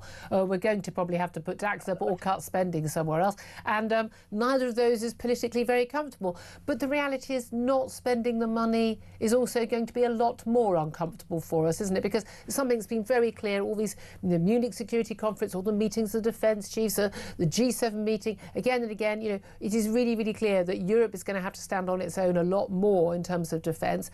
And we're going to have to start spending the sort of serious money that America's been spending for years. I think you're absolutely right, Julia. I mean, in the Cold War, I started my military career in the Cold War. We were spending over 4% of our GDP on defence. That's gradually drifted to 2%. We've sort of relied on NATO, particularly relied on America, where they've continued to keep their spending. Now we've got this ridiculous situation. America spends more money than the rest of NATO put together, and we've largely been living under their security umbrella. And they've turned around and gone, hang on a minute, we're not happy with that anymore. NATO needs to become more European. You need to step on your own 2 feet. Now, I accept that there's a big challenge around money, but there's a lovely quote, isn't there? The failing to prepare means you're preparing to fail. Yeah. And the challenge here is, if you're going to spend more money on defence, do what the government said and actually make defence the foundation of growth for this country. It's not just this country, the whole world is going to be spending more money on defence. We've got some fantastic industries. We could leverage that. And of course, the flip side, if we fail to do that, if we don't have the ships, tanks, aeroplanes, missiles and support, if we are attacked, we end up in the position that Ukraine was in, where suddenly they have to put mass conscript armies, massive wars of attrition, a huge number of casualties. That is not something anybody wants to see. It's the number one priority. We need to step up and get on with it. I couldn't agree with you more. And again, people will say there's warmongering. No, you have the military so that you don't have to go to war. So you will be taken seriously by our adversaries who are absolutely spending their money on that. And this is one of the big worries. But let's talk about Ukraine, because if there were a ceasefire in Ukraine, if Russian resources were not tied up in Ukraine in the way they have been, the reality is, there's a very big risk that Vladimir Putin, whose economy and whose presidency is now completely reliant on war basically a war machine, that he would turn his attentions elsewhere.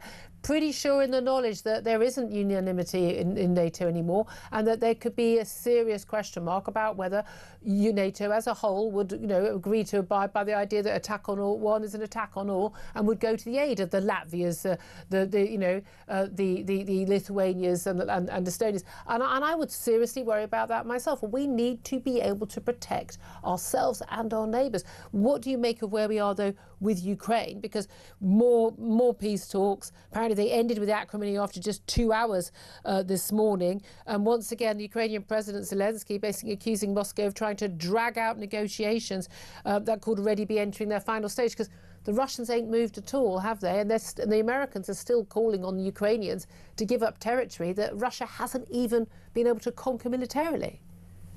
Yeah, I mean, the talks is fascinating, isn't it? I mean, I've been commenting on this war for the last 4 years, and it's a horrible period of time. The harsh reality is talks only happen when both sides are genuinely interested in talking. Yeah. What's pretty clear is President Zelensky is having a lot of pressure put upon him by the US president to capitulate, to effectively surrender.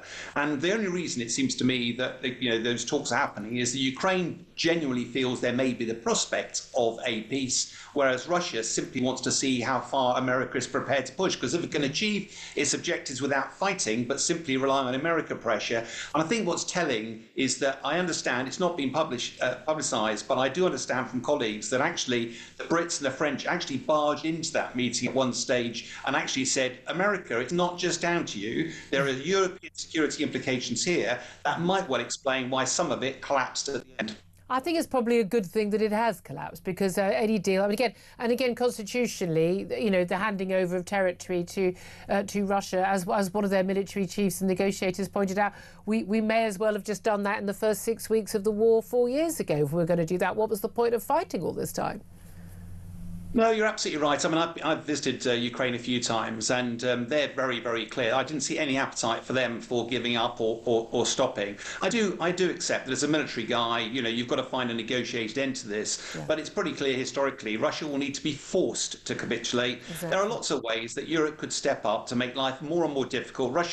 The economy is hurting. By all accounts, the last couple of months, they've actually been losing far more people on the battlefield than they can recruit. And thirdly, there's reports over the last 2 weeks of Ukraine actually making some advances of their own. So the war isn't over, but actually we've got to step up as Europe and recognise that if Ukraine was to fall, frankly, European security is compromised. That is far more important, particularly given Donald Trump's attention seems to be far more focused on the West, China on the East. Russia's war now is a fight for Middle Earth. It's existential for us. Sean Bell, thank you so much, military defence analyst Sean Bell there. Thank you. Claire Pissell, your thoughts? Yeah, I mean, a really, really sensible argument there, that we need to look at the fact that Russia aren't even beginning to talk about this. They've never been interested. Ukraine is... They're taking the mick. Of course they are, and who's going to pull them up on it? Because it's certainly not our Prime Minister. We're not able to if we haven't got the military. What amazes me is, not spending money on stuff which takes 5 years to build. By the way, during Second World War, it didn't take us 5 years to build tanks and fighter jets. We are going to have to up our game. But what would really help if we had cheap, affordable energy and had a manufacturing industry base still. Do you think? Mad idea, people. Might catch on. So much more to do, so much more to talk about. We're going to be talking after the news with Sir Jacob Rees-Mogg, the former Conservative government minister. Find out what he makes of all of the big stories of the day. Lots more of your calls too. Keep those calls coming. This is Talk.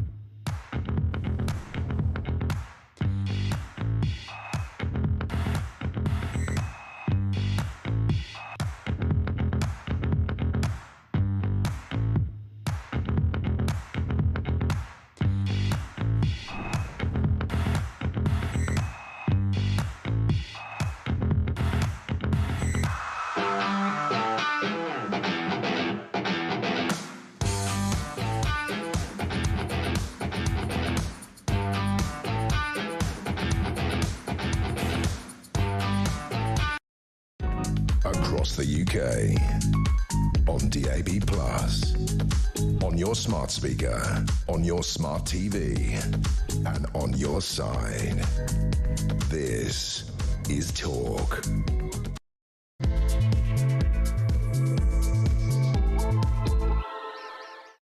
Very good afternoon. This is Talk, the Home of Common Sense, with me, Julia Hartley-Brewer. It's 2 minutes past midday. Whether you're listening on DAB+ radio, on your smart speaker, watching on YouTube, or your connected device, it's great to have your company. And if you've missed anything from the show, don't forget you can go to my YouTube page, The Julia Hartley-Brewer Show. Hit subscribe. You never have to miss a thing. Coming up in this hour, we're going to be talking more about those businesses being braced as Labour's flagship workers' rights bill hits them today. Angela Rayner may have left government, but that workers' rights bill is still there. But also there's latest youth unemployment figures in Britain showing it's now the highest in Europe, higher than the average in the EU, and 16% of our young people have not got a job. That's under 25s. Not talking about 18-year-olds, under 25s. This is a worry, because those who haven't got a job now, not in education, not in training, not in employment, the odds are, frankly, they're never going to get a job. We need to do something about it. Plus 7 police forces now are working on assessing evidence in the Epstein files as part of a nationwide probe into the trafficking of young women and girls by Jeffrey Epstein to the UK, including flight logs at Stansted Airport. Of course, the probe extends to whether or not any of these women and girls were trafficked to Andrew, Andrew Mountbatten Windsor, formerly Prince Andrew. He, of course, denied any wrongdoing. But 7 police forces looking into it. Will it end up being a cover-up, or will we finally get to the bottom of what on earth was going on? Plus, we're going to be talking about the 1,000 suspected paedophiles who are being arrested every single month for horrific stuff online. But by the way, a lot of that stuff, it's not on the dark web. It's available on social media. Basically, very, very bad people are mixing with other very, very bad people and normalising what they want to do and what they are doing and what they have done online. And it's all being helped by these algorithms. We need to talk about that as well. All that coming up. I'm delighted to say joining me for all the conversation for the next hour still is Claire Pissell, former Conservative Government Advisor. Afternoon, sorry, to you. It's gone really quickly this morning. I like to think it has gone quickly. Well, we've got lots to talk about. I'll get your thoughts on what our next guest has to say about various things going on with the Labour government and indeed other opposition parties as well. We're joined now live on College Green in Westminster by Sir Jacob Rees-Mogg, former Conservative Government Minister. A very, very good afternoon to you. And good afternoon to you too. Thank you for having me on. So I think you're very brave being out there in the freezing cold in Westminster. It's absolutely brutal out there today. But you're built of stern stuff. Well, though the English are a feat, they're quite impervious to heat, and I think to cold as well. I'd love to get your thoughts, first of all, on the Workers' Rights Acts, which is coming into force unusually in mid-February, as opposed to the end of the tax year or like. And this is basically going to give unions a much easier chance of going to a strike. You'd only need, you wouldn't need 40% of members to support industrial action. Mandates for a strike will last for a year, not just 6 months. You'd only have to give 10 days notice, not 2 weeks notice of any industrial action. You don't have to say who's going to be on strike or how many.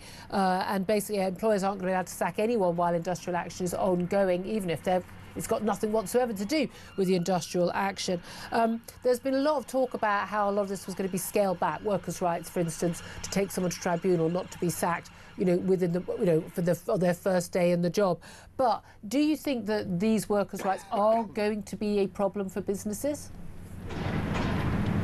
Well, of course they are. It's a great paradox about workers' rights legislation, is that it's paraded as being something that's helpful for workers, but it stops them getting the most important thing, which is a job in the first place, because employers can't risk taking them on. And giving powers back to the trade unions is taking us to the 1970s, when the unions ruined the British economy. Unions are not the friends of workers, they're the friends of the union bosses and the funders of the Labour Party. The Workers' Rights Bill, the Workers' Rights Act as it now is increasing unemployment. And we're already seeing its effects, as employers are nervous of taking more people on, and we've got this 11-year high in youth unemployment, and ex-COVID, a similar high in ordinary unemployment too.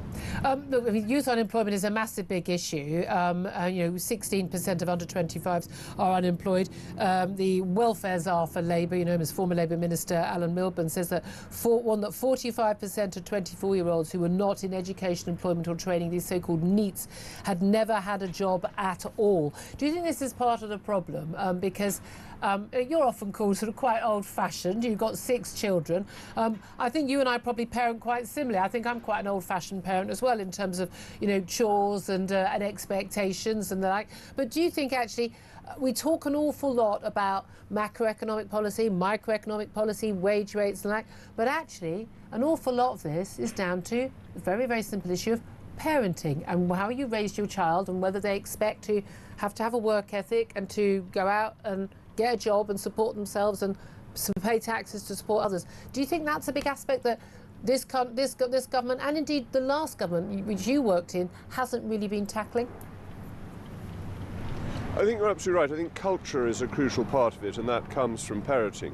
The expectation that you will get a job, you will support yourself, you will support your family, rather than that a lifestyle on benefits is an option.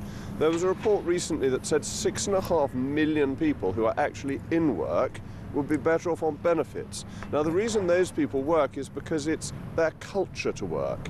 The reason quite a lot of people stay on benefits is actually they're better off on benefits, and you see this particularly with the 9 million who are economically inactive. Now, some of them absolutely deserve their benefits, need them, and have terrible conditions that require them to be supported. But some people are making a lifestyle choice, and policy needs to push away from that. But so too, you're absolutely right, does parenting. But, you know, you lot were in power for 14 years. It's a point worth making. There's no doubt things did improve under Ian Duncan-Smith when he was Work and Pensions Secretary, but things went rapidly downhill during lockdown. But, you know, we weren't in lockdown in 22 and in 23 and in 24, and yet the problem persisted with more and more people going on to benefits, and particularly young people, and being able to claim benefits for life with a so-called mental health issue. I'm pretty sure you were speaking up and fighting against this at the time, but, you know, this was allowed to bed in a way that it hasn't happened in other countries, comparative countries who also had lockdowns. Why do you think it's uniquely happened here? And does the Conservative government have to take some of the blame for allowing it to happen? Well, you're quite right. We have to be concerned that we've seen youth unemployment in this country rise above the EU average for youth unemployment. We used to be able to point to Europe and say they've got a terrible youth unemployment problem and we've managed things better. And you're also right that Ian Duncan-Smith got people off welfare and into work. And the number economically inactive went down from 9 million to 8 million. Unfortunately, post-lockdown, we carried on with all this working from home nonsense and doing things remotely. And that was done for the assessments of people's eligibility for welfare. And I'm afraid that just meant more people got welfare. And this was a whole problem. You may remember, I tried to get people back into the office. With your little post-it notes asking to hope you'd see them. Where are you? That's right, get back to work. And we've got a lot of idlers, I'm afraid, who are still working from home and not doing their jobs. We need people back in the office. We need face-to-face interviews. When tests were introduced in 2010, a significant number of people who were called for assessment for disability benefits didn't turn up for the interviews because they knew they wouldn't be eligible for them. That process needs to happen again. I absolutely accept that post-COVID, things weren't reinstituted as they should have been, in spite of my best efforts.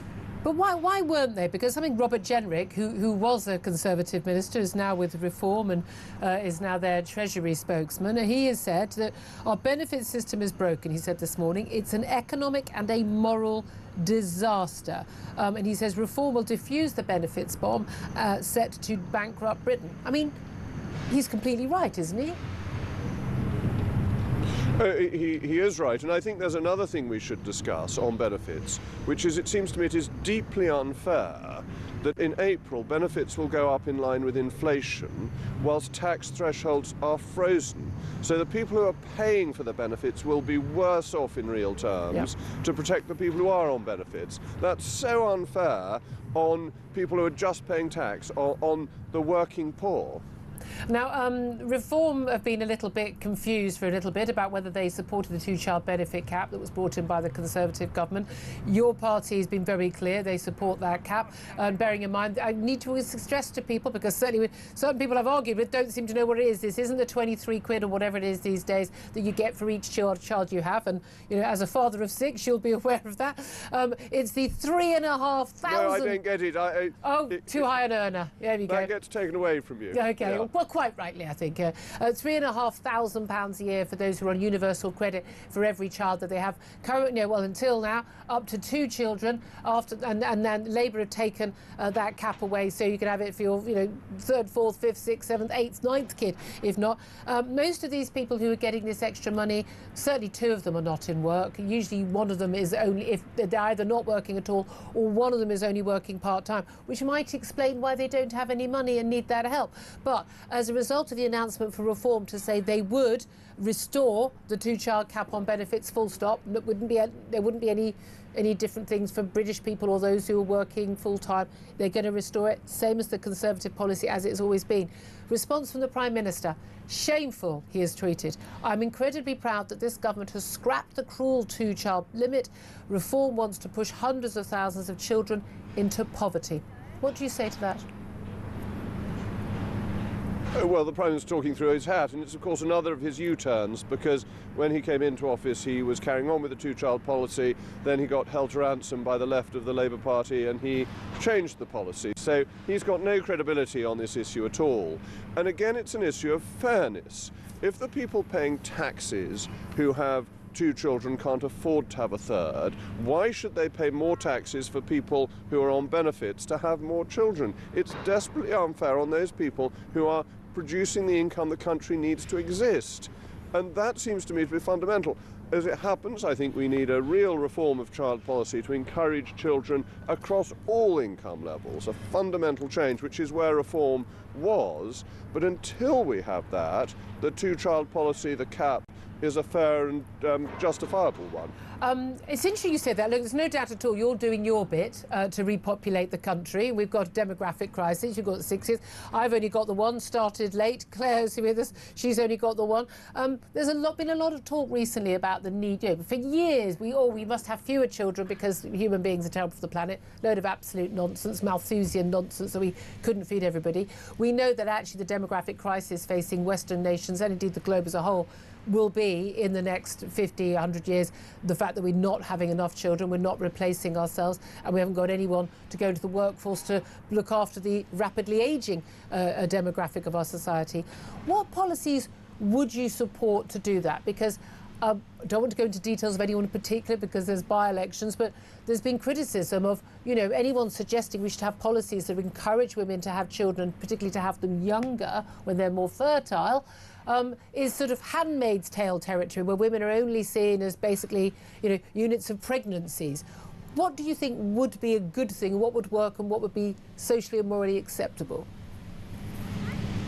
Well, I think one very straightforward thing would be to have transferable tax allowances, which Nigel Lawson wanted to introduce, which would mean that if you've only got one earner, you're not heavily penalised in the tax system, which would help people who, sometimes it's the mother going out to work whilst the father looks after the children, but allows families to look after their children themselves. Yeah. We currently have a very odd system in this country where the taxpayer will give you money for your children to be looked after by anybody other than a member of your family. Yeah. So we are hostile to family life. We need to encourage family life. You're better off on benefits and you're better off in the tax system if you are single than if you're married. Yeah. That clearly doesn't make any sense. And I think we need to recognise that the costs of children should be understood through the tax system. So I think there are things you can do. I also think there's the great tragedy of 300,000 abortions. If we hadn't had those last year, we would be just below replacement level. So that's one of the too little focused on issues. Well, you come from a religious perspective on that. Down. I don't think abortion is ever a good thing. I think it's I value the sanctity of life. I do. You're philosophically life is fundamentally important. You are philosophically consistent on that, but in the case of, and I know increasing seeing up, whether it's a teenager who's starting out in life and has got pregnant accidentally, whether it's, and it's increasingly the case, it's women in their 30s who've already got 1 or 2 kids. They can't afford to have a third, or the marriage is shaky, or they can't afford another bedroom, and they are aborting. You think they should just have a child they can't afford to have, or they don't want to have? Of course I should. Of course I should. I think you've got to remember there is a second life involved in this, and it is being killed, and I think that is quite wrong. I think it's one of the great tragedies of the modern world. It's exactly the same as the ancient Romans putting unwanted children on the dung heap, and this approach to life is having profound consequences. But no, people in their 30s who are expecting another child should rejoice at the creation of new life, and it does come to a point that we should have a society that supports new life. But you're saying that from the perspective of someone who grew up with great wealth, who lives with great wealth. You've got, very, palatial homes. Lots of people don't live like that. If you are living in a 1-bedroom studio flat and you get pregnant and you don't have a job, you're in a 0 hours contract, you're not going to get paid for it. If the pregnancy was an accident, saying that those pregnancies should go ahead, and you're not saying women should be forced to go ahead with those pregnancies, are you? I think it is right to go ahead with the great gift of life, with a pregnancy that happens. Are you saying that killing babies is evil? Let's not muck about on this. I'm with killing you. Babies is evil. I think it's fundamentally wrong. I completely understand, and the philosophical moral arguments there, you are absolutely consistent, and I've got no, that's a completely legitimate and consistent moral view and philosophical view.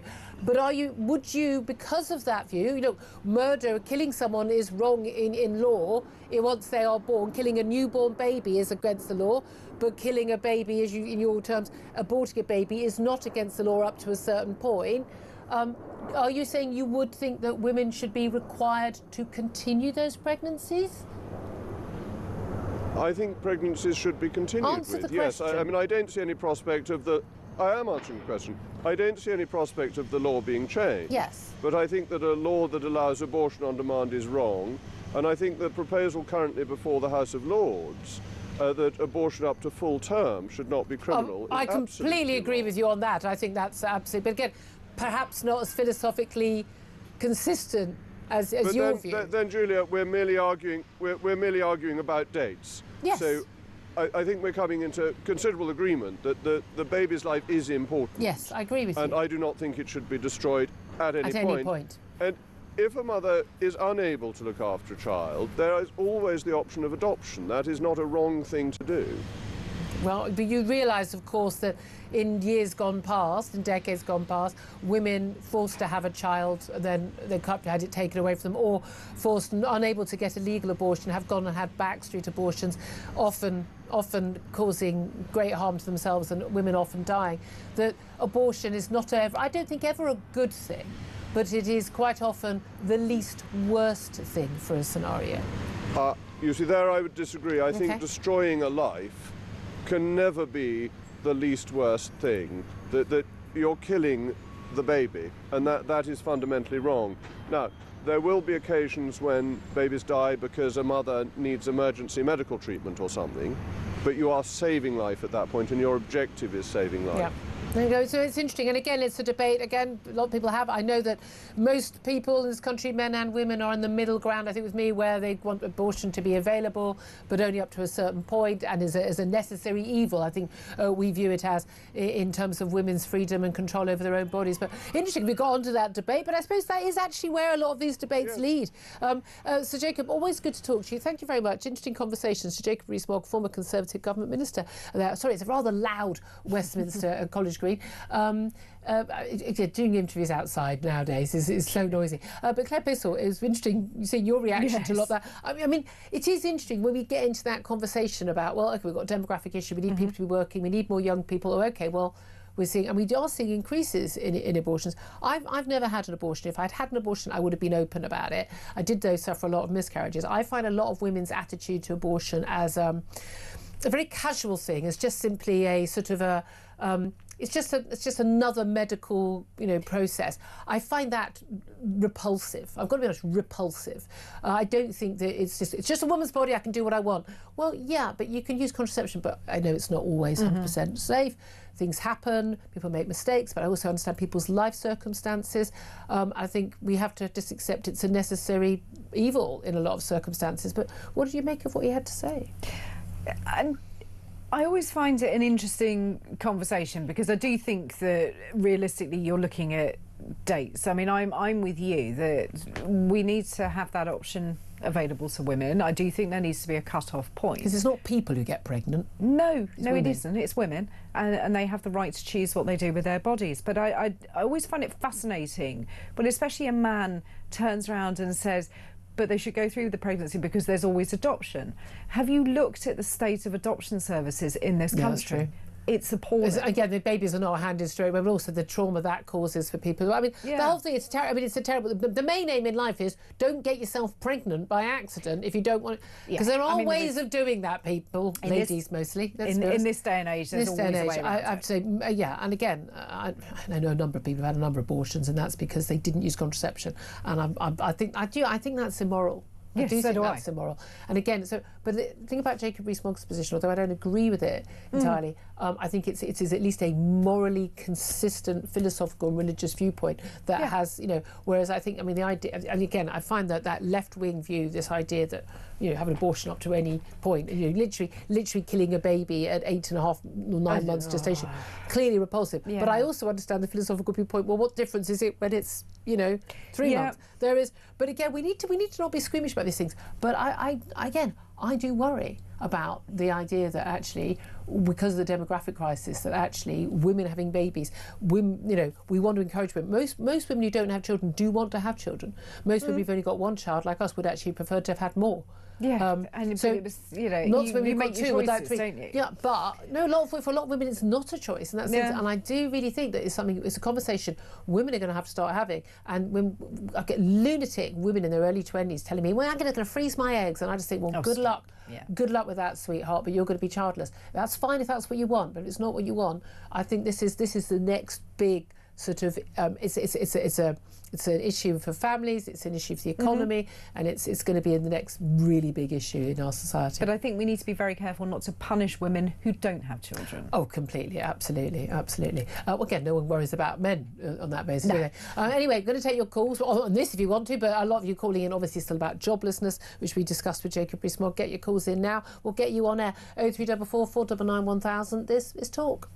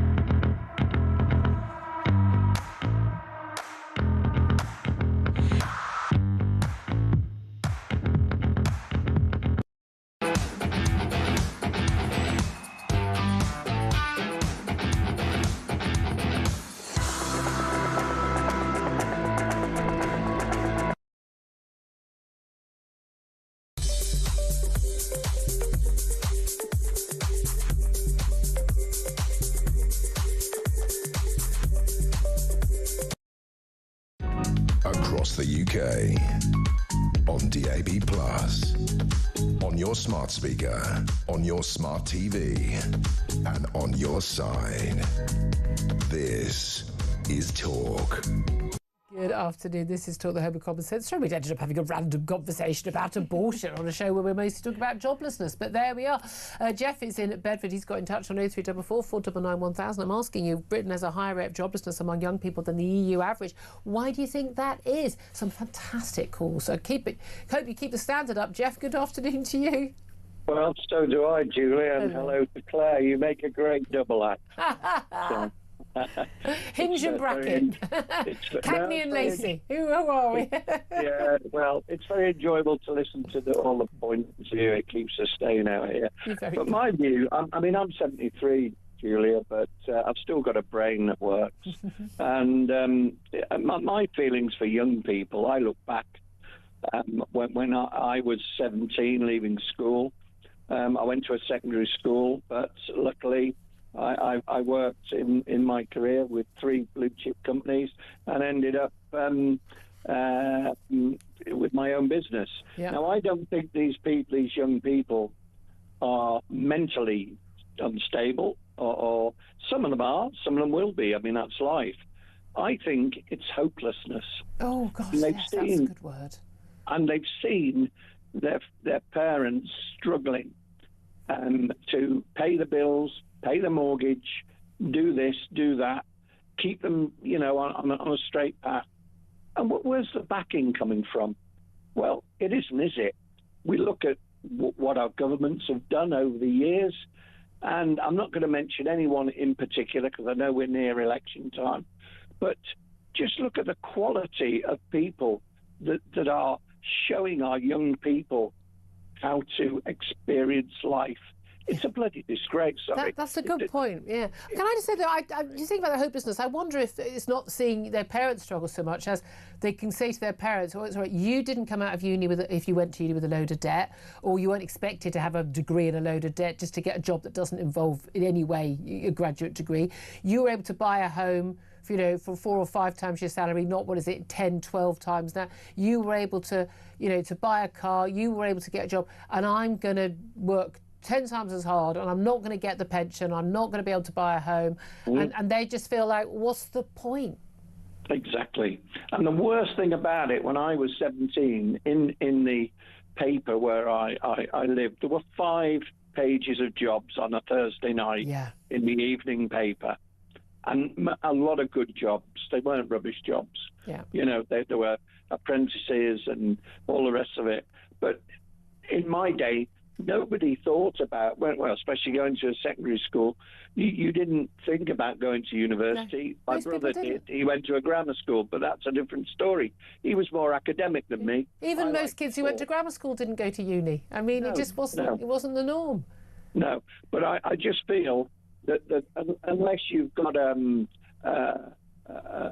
sort of a mentor, and we haven't got any. You look at them; they're in it for money, filling that wallet.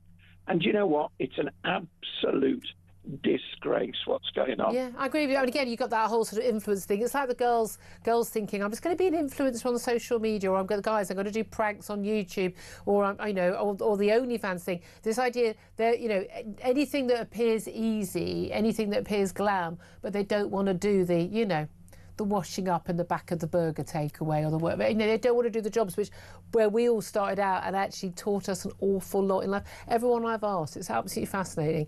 Whatever age, if you ask them, what was your first job? They always go, and it'll be something as grim as mine was, chopping onions and garlic in a burger takeaway on a Saturday.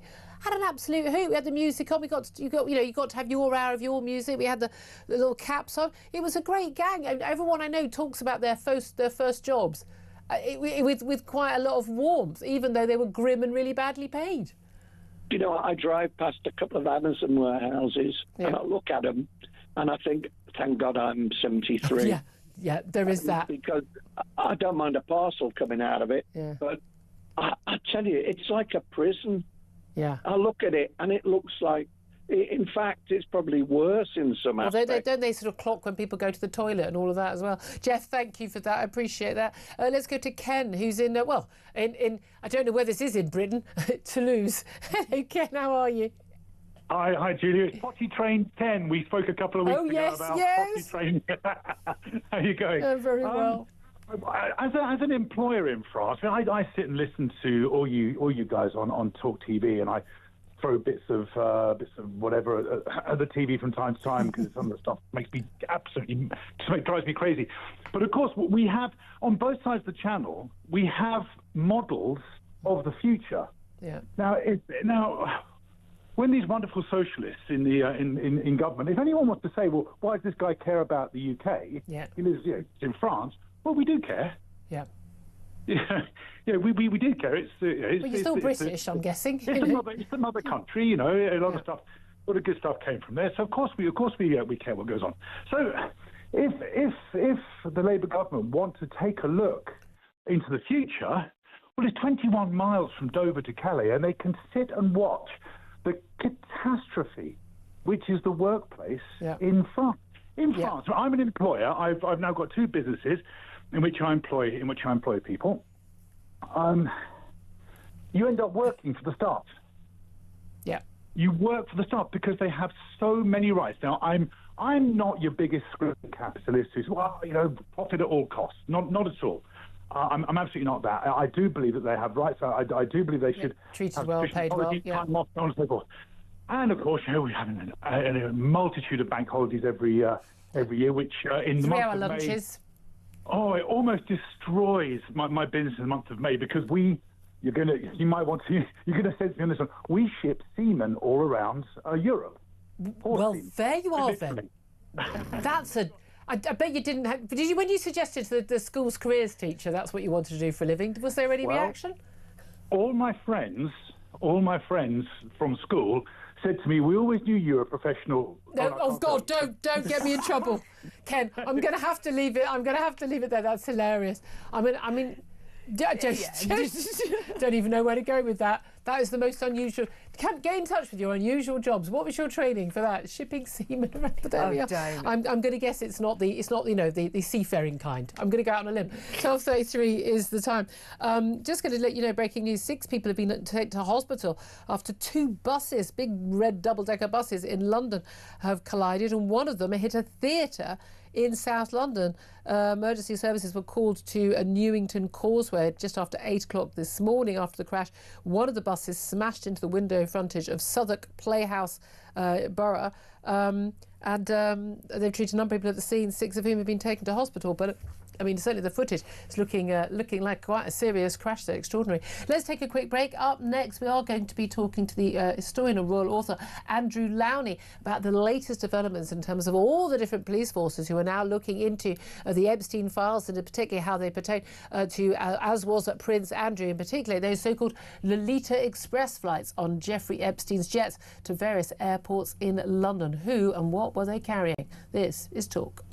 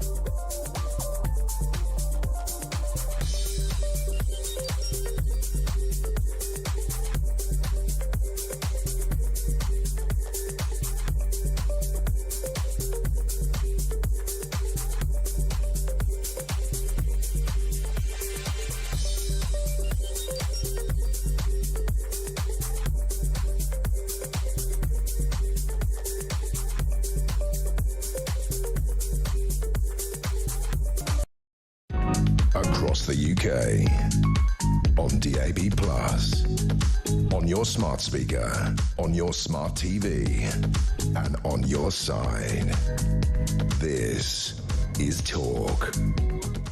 Good afternoon, welcome back to the show. 12:35 is the time. Let's get the latest on those police probes into allegations against Andrew Mountbatten-Windsor, formerly Prince Andrew, his involvement with Jeffrey Epstein, and in particular what have been called these Lolita Express flights. Some 90 flights been exposed in the Epstein files to the UK, including Stansted and Luton airports, with claims that and allegations that and big question marks about whether or not any of these women and girls were being trafficked to Andrew. He, of course, has denied any wrongdoing, and no charges are certainly yet forthcoming. But let's talk about this with Andrew Lowney. He's the historian and author, of course, of the book entitled The Rise and Fall of the House of York. And I'm delighted to say joins us. Andrew, thank you very much. Pleasure. Really good. I mean, listening to and watching everything you've been saying, and you're obviously on breakfast most days with JK talking about this. I mean, look, you were flagging for a lot of years there was something going wrong at the heart of the House of York. There's certainly big questions that need to be answered. What do you make of now 7 different police forces investigating particularly these what Andrew's links with Epstein, and particularly these so-called, I don't like this name, but the 90 Lolita Express flights. Tell us what they mean by that. Well, the Lolita Express is I suppose, just a term for the flights that were bringing in young girls who were trafficked, either to some of Epstein's properties or to this country. And certainly there's some evidence now that off those flights, one of the women or young girls was taken to Andrew. But I do welcome this. I mean, I've been calling, as you say, for this for a long time, along with others, including the former head of Royal Security. I think it's much harder for them to duck the bullet now, with 7 of them looking at them. I mean, it's extraordinary, just the overwhelming evidence for the sex trafficking and also for the misconduct in public office.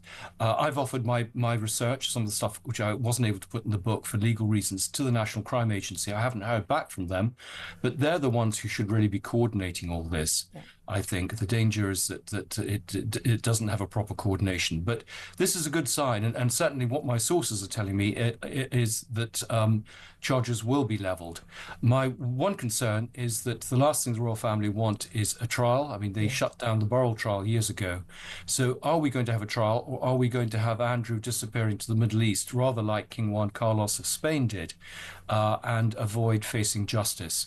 I think there are a lot of questions, not only for the police, but also for the government. Why have they basically tried to, successfully prevented me from seeing any of the papers relating to Andrew's time as a trade envoy? I mean, I've been trying under FOI for 6 years now.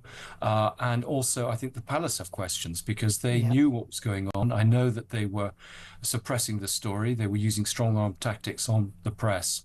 And the BBC today levelled a series of questions which they've refused to answer.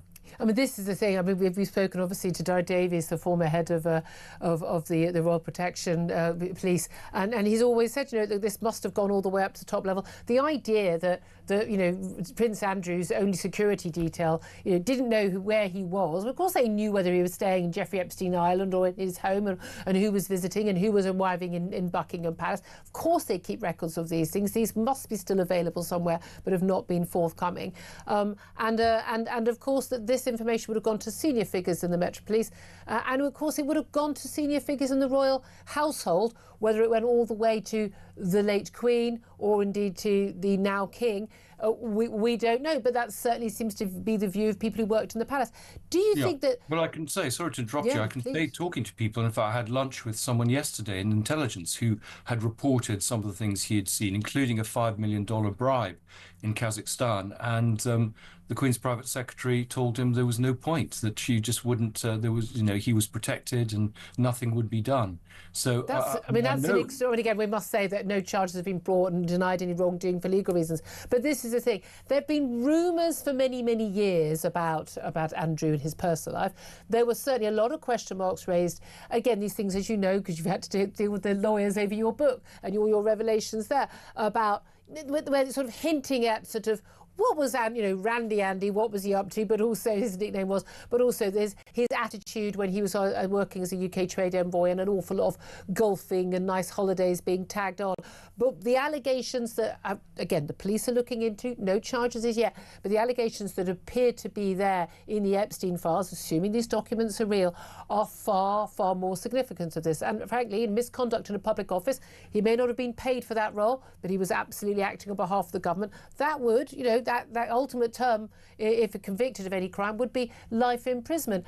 Do you think, realistically, we are going to have charges brought against, you say that you think charges will be levelled, but charges brought and a court case ever going ahead, or do you think that the establishment will, royals, government, police, everybody, will just get together for this to never happen?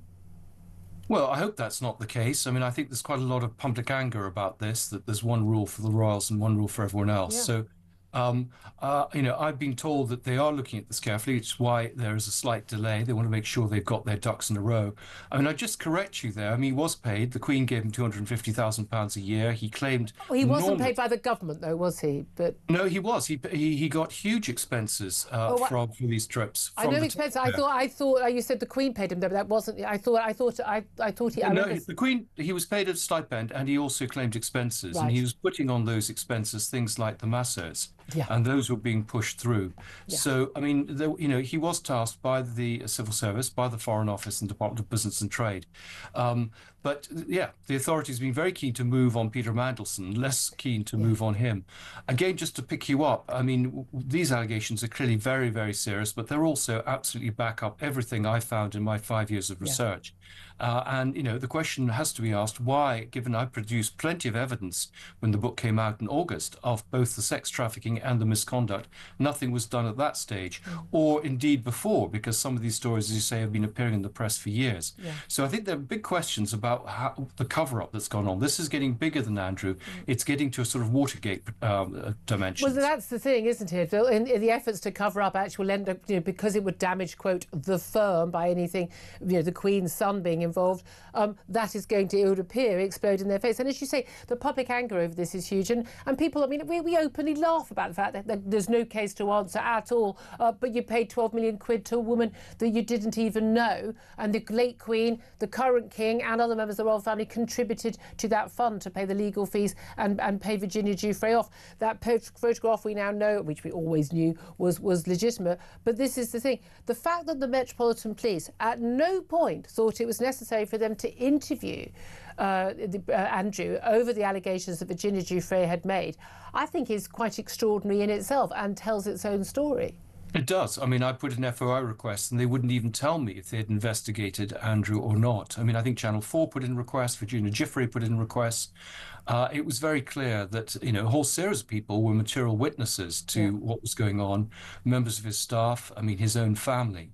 I mean, I'm afraid we still live in a very deferential world. And I think, you know, that needs to change. I mean, if the monarchy is to survive, it has to adapt and modernize, and it has to be open to scrutiny, because what's clear here is this is also a national security question. The Chinese and Russian secret services penetrated this country through the greed of two of the members of the royal family because there was no oversight of those individuals.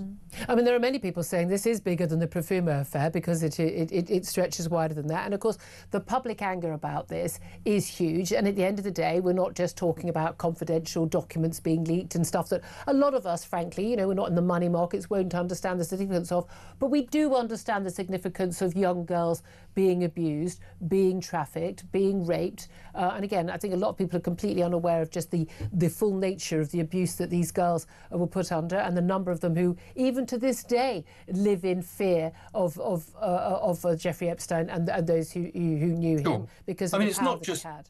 Insider information, it's treason, and it's financial corruption at the heart of the royal family, by a son of a monarch, a brother of a monarch, abetted, I have to say, by a former monarch and possibly by a present one. Yeah, I mean, there's always been a lot of love and a lot of respect and deference to the late Queen Elizabeth, and a lot of understanding that this was her favourite son, and mothers often don't want to believe the worst of their sons.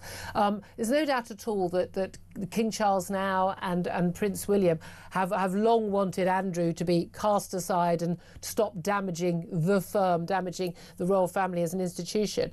But do you think that actually those efforts to sort of, you know, allow this to be covered up will end up actually causing more damage? Some people are talking about how this could actually, if it all comes out, and again, with X now, with social media, stuff that won't be printed by the papers, stuff that won't be allowed by the courts or the police, will have a way of getting out into the public domain, and then it does get discussed and reported, that actually this could end up genuinely being a risk to the royal family as an institution? Well, it's an opportunity for the royal family, as I say, to reform itself. I mean, if it's to survive, it has to address this issue, because if they don't, they're in big trouble. I mean, I'm sure William has no involvement in this, but I mean, I'm afraid the present monarch does. And they have tried to, I mean, you say he's tried to deal with it. I mean, he's given some fine words, but actually all the actions once it was in the public domain, all the actions that I know about are actually about shutting this story down for many years. And that is not going to work in the age of social media and a less deferential press. So, I mean, if they are, it's far more serious than Profumo. I've wrote about the abdication. This is the most serious crisis in royal history in the last, I don't know, 2 centuries. And it could lead to the end of the monarchy, and it needn't if they were to actually bite the bullet and face up to it. I mean, there would be a lot of problems for an initial period, but I think it would then, the slate would be clean and they could start afresh. And I think possibly it may mean that the king has to step down. He's too complicit in what happened, and whether they use the excuse of his illness or whatever. I mean, the fact is, I write books based on the evidence, and you know, I'm not there to defend the Queen or attack her. But the fact is, she enabled this to happen, and they can't let this carry on. It'd be nice if royal correspondents had been doing their job the way that political respondents probe and question politicians over the years, instead of turning up and thinking they were at a cocktail party at Buckingham Palace for many years. Andrew Lowndes, absolutely superb to talk to you. Thank you so much. Historian and author of entitled The Rise and Fall of the House of York. Claire Pistol, I mean, look, he's not pulling his punches because, you know, he knows where the bodies are buried. I mean, that's the reality. And an awful lot of people have known a lot of this stuff for years. Yes. And everyone's been covering up. We were told after Jimmy Savile, we were told after all these other kids, oh, we won't be covered up. This is what the establishment does, and the royal family is part of the establishment. Do you think this could basically bring down, you know, the House of Charles? I hope it doesn't, because I'm a big fan of the royal family, but I do think that Andrew's right. Well, if you're a big fan of the royal family, you don't want someone at the head on the throne who's covered up. And that's my point. I think this is the absolute opportunity to reform the monarchy going forward, and if that means that King Charles has to stand down, abdicate, do whatever, then absolutely that's what has to happen, and hand it over to the next generation. Okay, well, I'd love to hear your thoughts on all that. We haven't got much time though. We're heading to the top of the hour, of course, and of course we'll take a quick break now, and then we're going to be talking about just one final story, absolutely horrific story. 1,000 suspected paedophiles are being arrested every single month, but the stuff they're being arrested for and what they're doing, it's not on the dark web. A lot of this is basically out in plain sight. We need to be arresting an awful lot more. We'll talk about that up next. This is Talk.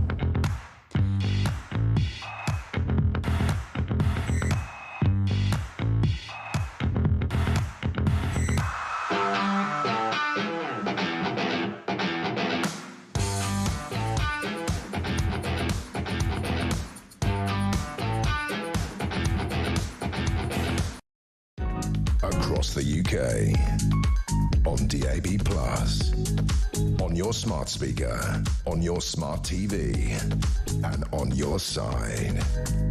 This is Talk. Afternoon, welcome back to the show. 12:50 is the time. I'm Julia Hartley-Brewer. Let's talk right now about, so it's an absolutely horrific story, but we need to talk about this stuff because we can't just pretend this stuff isn't happening. And this is 1,000 suspected paedophiles who are being arrested every single month. This is according to the National Crime Agency. And a lot of what they're doing and what they're putting out online and what they're seeing is in plain sight, on the dark web. Let's talk about this with policing, crime and justice commentator Danny Shaw, who joins us. Good afternoon to you, Danny.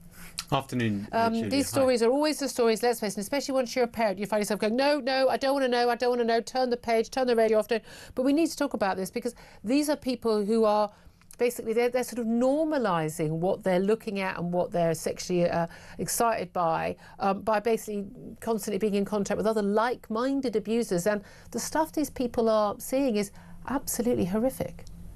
It's horrendous, isn't it, Julia? And the figures released by the National Crime Agency are horrifying, and they reveal the scale of this. This isn't just a few isolated cases. This is taking place every single week. 20 million reports worldwide were received from tech companies online about suspected child sexual exploitation. That has then filtered down to the National Crime Agency and police across the UK, with 1,000 suspects being arrested each month and 1,200 children being safeguarded each month. Just think of that, every single month. So today there will be doors going in, there will be children that will be taken into social services, people arrested in custody, accused of these offences, some of which are horrific. There are cases where people are paying online £20 to watch live streams of children being sexually abused, in another country. It's just extraordinary. In the most awful ways. There are whole networks, they're called comm networks, online communities that share details and information of sexual abuse, kind of work together to try often, like your entry ticket to the group is you have to produce some abuse that you've done and provide something. So it's almost like an exchange system. It is so repulsive, and it is the stuff that makes, I winced when you were talking because just the idea of it. But it is happening. It's happening on a grand scale. It's happening more and more, and there's this real concern. While some people were saying, well, if people are looking stuff on the internet, well, it's not happening to actual real children. On the contrary, it creates a market for the abuse of real children, either contacted online or trafficked, or people's own children or own stepchildren, or we've seen horrible cases in nurseries and goodness knows what lately. But there's also an element of the AI that people are saying, but okay, if someone gets their kicks in this disgusting, revolting way, at least if it's AI, it's not real. But on the contrary, again, it's fueling this, and there's so much evidence that the more people who have some tendency towards this are seeing this stuff, the more it is fueling it and making the problem worse. So we are seeing an explosion in these kinds of crimes. Yeah, there is a link between online offending and real life abuse. Yeah. As you say, quite rightly, images of children who are being abused, that is a real child that's been abused somewhere in the world. Yeah. And also, there's the potential that individual that's watching that might, want to meet a child to sexually abuse them, or is sexually abusing their own children or children that they know. So you can't just draw a line and say, that's okay, this isn't. But especially that it would appear, a lot of this stuff, it's not on the dark web. It's not on sort of things that I wouldn't have a clue how to get on. It's not this over there, you can't see it. Some of this is happening on, major social media accounts. Yeah. Yeah, and it's really up to the technology companies to do more. Clearly they are reporting a lot of this abuse to law enforcement, so they're not doing nothing, but there is a lot more they can do in terms of technology and in terms of complying with the Online Safety Act. And the real worry, as I think you said initially, is that this isn't on the dark web. This is on social media platforms. This is on what's called the clear web. So it's almost like what's happened in recent years is, what used to be sort of harder to find and, on the dark web has now become easier to access. That's what's really, really worrying for me about this, is that the problem seems to be getting worse rather than better. And of course, an awful lot of people who view this stuff don't go to prison. They don't get any time behind bars, and the message is going out that, it's just becoming much more normalised. That's the real worry. I mean, there are some stiff sentences handed out to the worst offenders. There's absolutely no doubt about that. But for someone who's viewing indecent images of children, or perhaps has some indecent images of children on their computer, it's a first offence, they probably will get a suspended sentence. Well, like Hugh Edwards, of course. That's the reality. Like Hugh Edwards, that's not out of line with other people of a similar type. Now, if you want to see tougher sentences, then you're going to have to create more prison places. Yep, absolutely. Tax me more today, build those prisons, no problem. But, I would argue that actually, what we need to be doing is probably going after these people earlier on. Yeah, and, trying to understand. I know we don't want to understand what's doing it, but what is driving it, and trying to do something as well as having a tough punitive regime. No, I'm absolutely with you on both of those. Danny Short, really appreciate you joining us. Thank you very much indeed. Claire Pistol, I mean, hey, even talking about these things, I'm worrying people, I'll turn the radio off. No, we need to talk about it. It's happening. It is, and it's horrendous, and I shuddered when Danny was saying that, but we can't look away. We need to be able to address this issue, and there's going to be some uncomfortable conversations in some households, and rightly so. Yeah, and by the way, it's going to be people you know. Yeah. I know two colleagues, former colleagues in newspapers, and a friend's husband who have actually served prison time for this. I mean, it's happening in plain sight. It's not men in dirty raincoats living in, No, it's not. It is really. It's very normal, average people. You probably work with people who are looking at this. This has become normalised. It's terrifying. Just to let you know, by the way, Keir Starmer has said in a first public statement regarding that local election, latest U-turn on those May local elections now going ahead instead of being cancelled in 30 different councils, that the decision to postpone dozens of May's council elections had been locally led. Yeah, but the government, of course, gave them permission to do it, and apparently lent on quite a few Labour councils, and defended the government's U-turn on the plan, saying the government followed further legal advice. I mean, tell us another porky, why don't you, mate? Is it April the 1st? Are we on joke central? Does he realise that no one believes a word he says? I think he believes it, so he just assumes that we all will, and we're all just laughing and pointing in the background. Just unbelievable. I think we're laughing and pointing in the foreground now as well. We're absolute codswallop, Prime Minister. We don't believe a word you say. Rubbish. Talking of codswallop, no. Peter Caldwell is in. From one liar to another. Sublime to the ridiculous. I'm going to ask you about something much more serious. Yesterday, did you see that video that the Prime Minister put out? The pancakes. The pancake. Right. Hey, Chancellor, come in. Rachel Reeves just happens to be passing in the corridor, and he opens his box and he's got, here's my thing, it's got Nutella and strawberries, and he's got American pancakes. Yeah. I'm told they're Scotch pancakes. No. Thin pancakes is what you have on Pancake Day. End of. I'm not sure he made them. I think he might have bought them. Speaking of Pancake Day or Shrove Tuesday, it's now Ash Wednesday and the start of Lent, of course. And I actually had a chat with the guy who runs the vending machines in this building because I've gone off Diet Coke for Lent. So you said you were going to do this. Profits are going to plummet. Yeah, it was after my... genuinely, sell, if you have shares in Coca-Cola, sell them now. What do? You came to a party at mine. I think you drank 12 cans. I'm not joking. I think it was. I think it really was. My goodness. Anyway. Are you really? That's it? Yeah, off for Lent. Yeah, 40 days and 40 nights. Right, we're going to be checking on this. Yeah, well, all right. Well, we're in our third.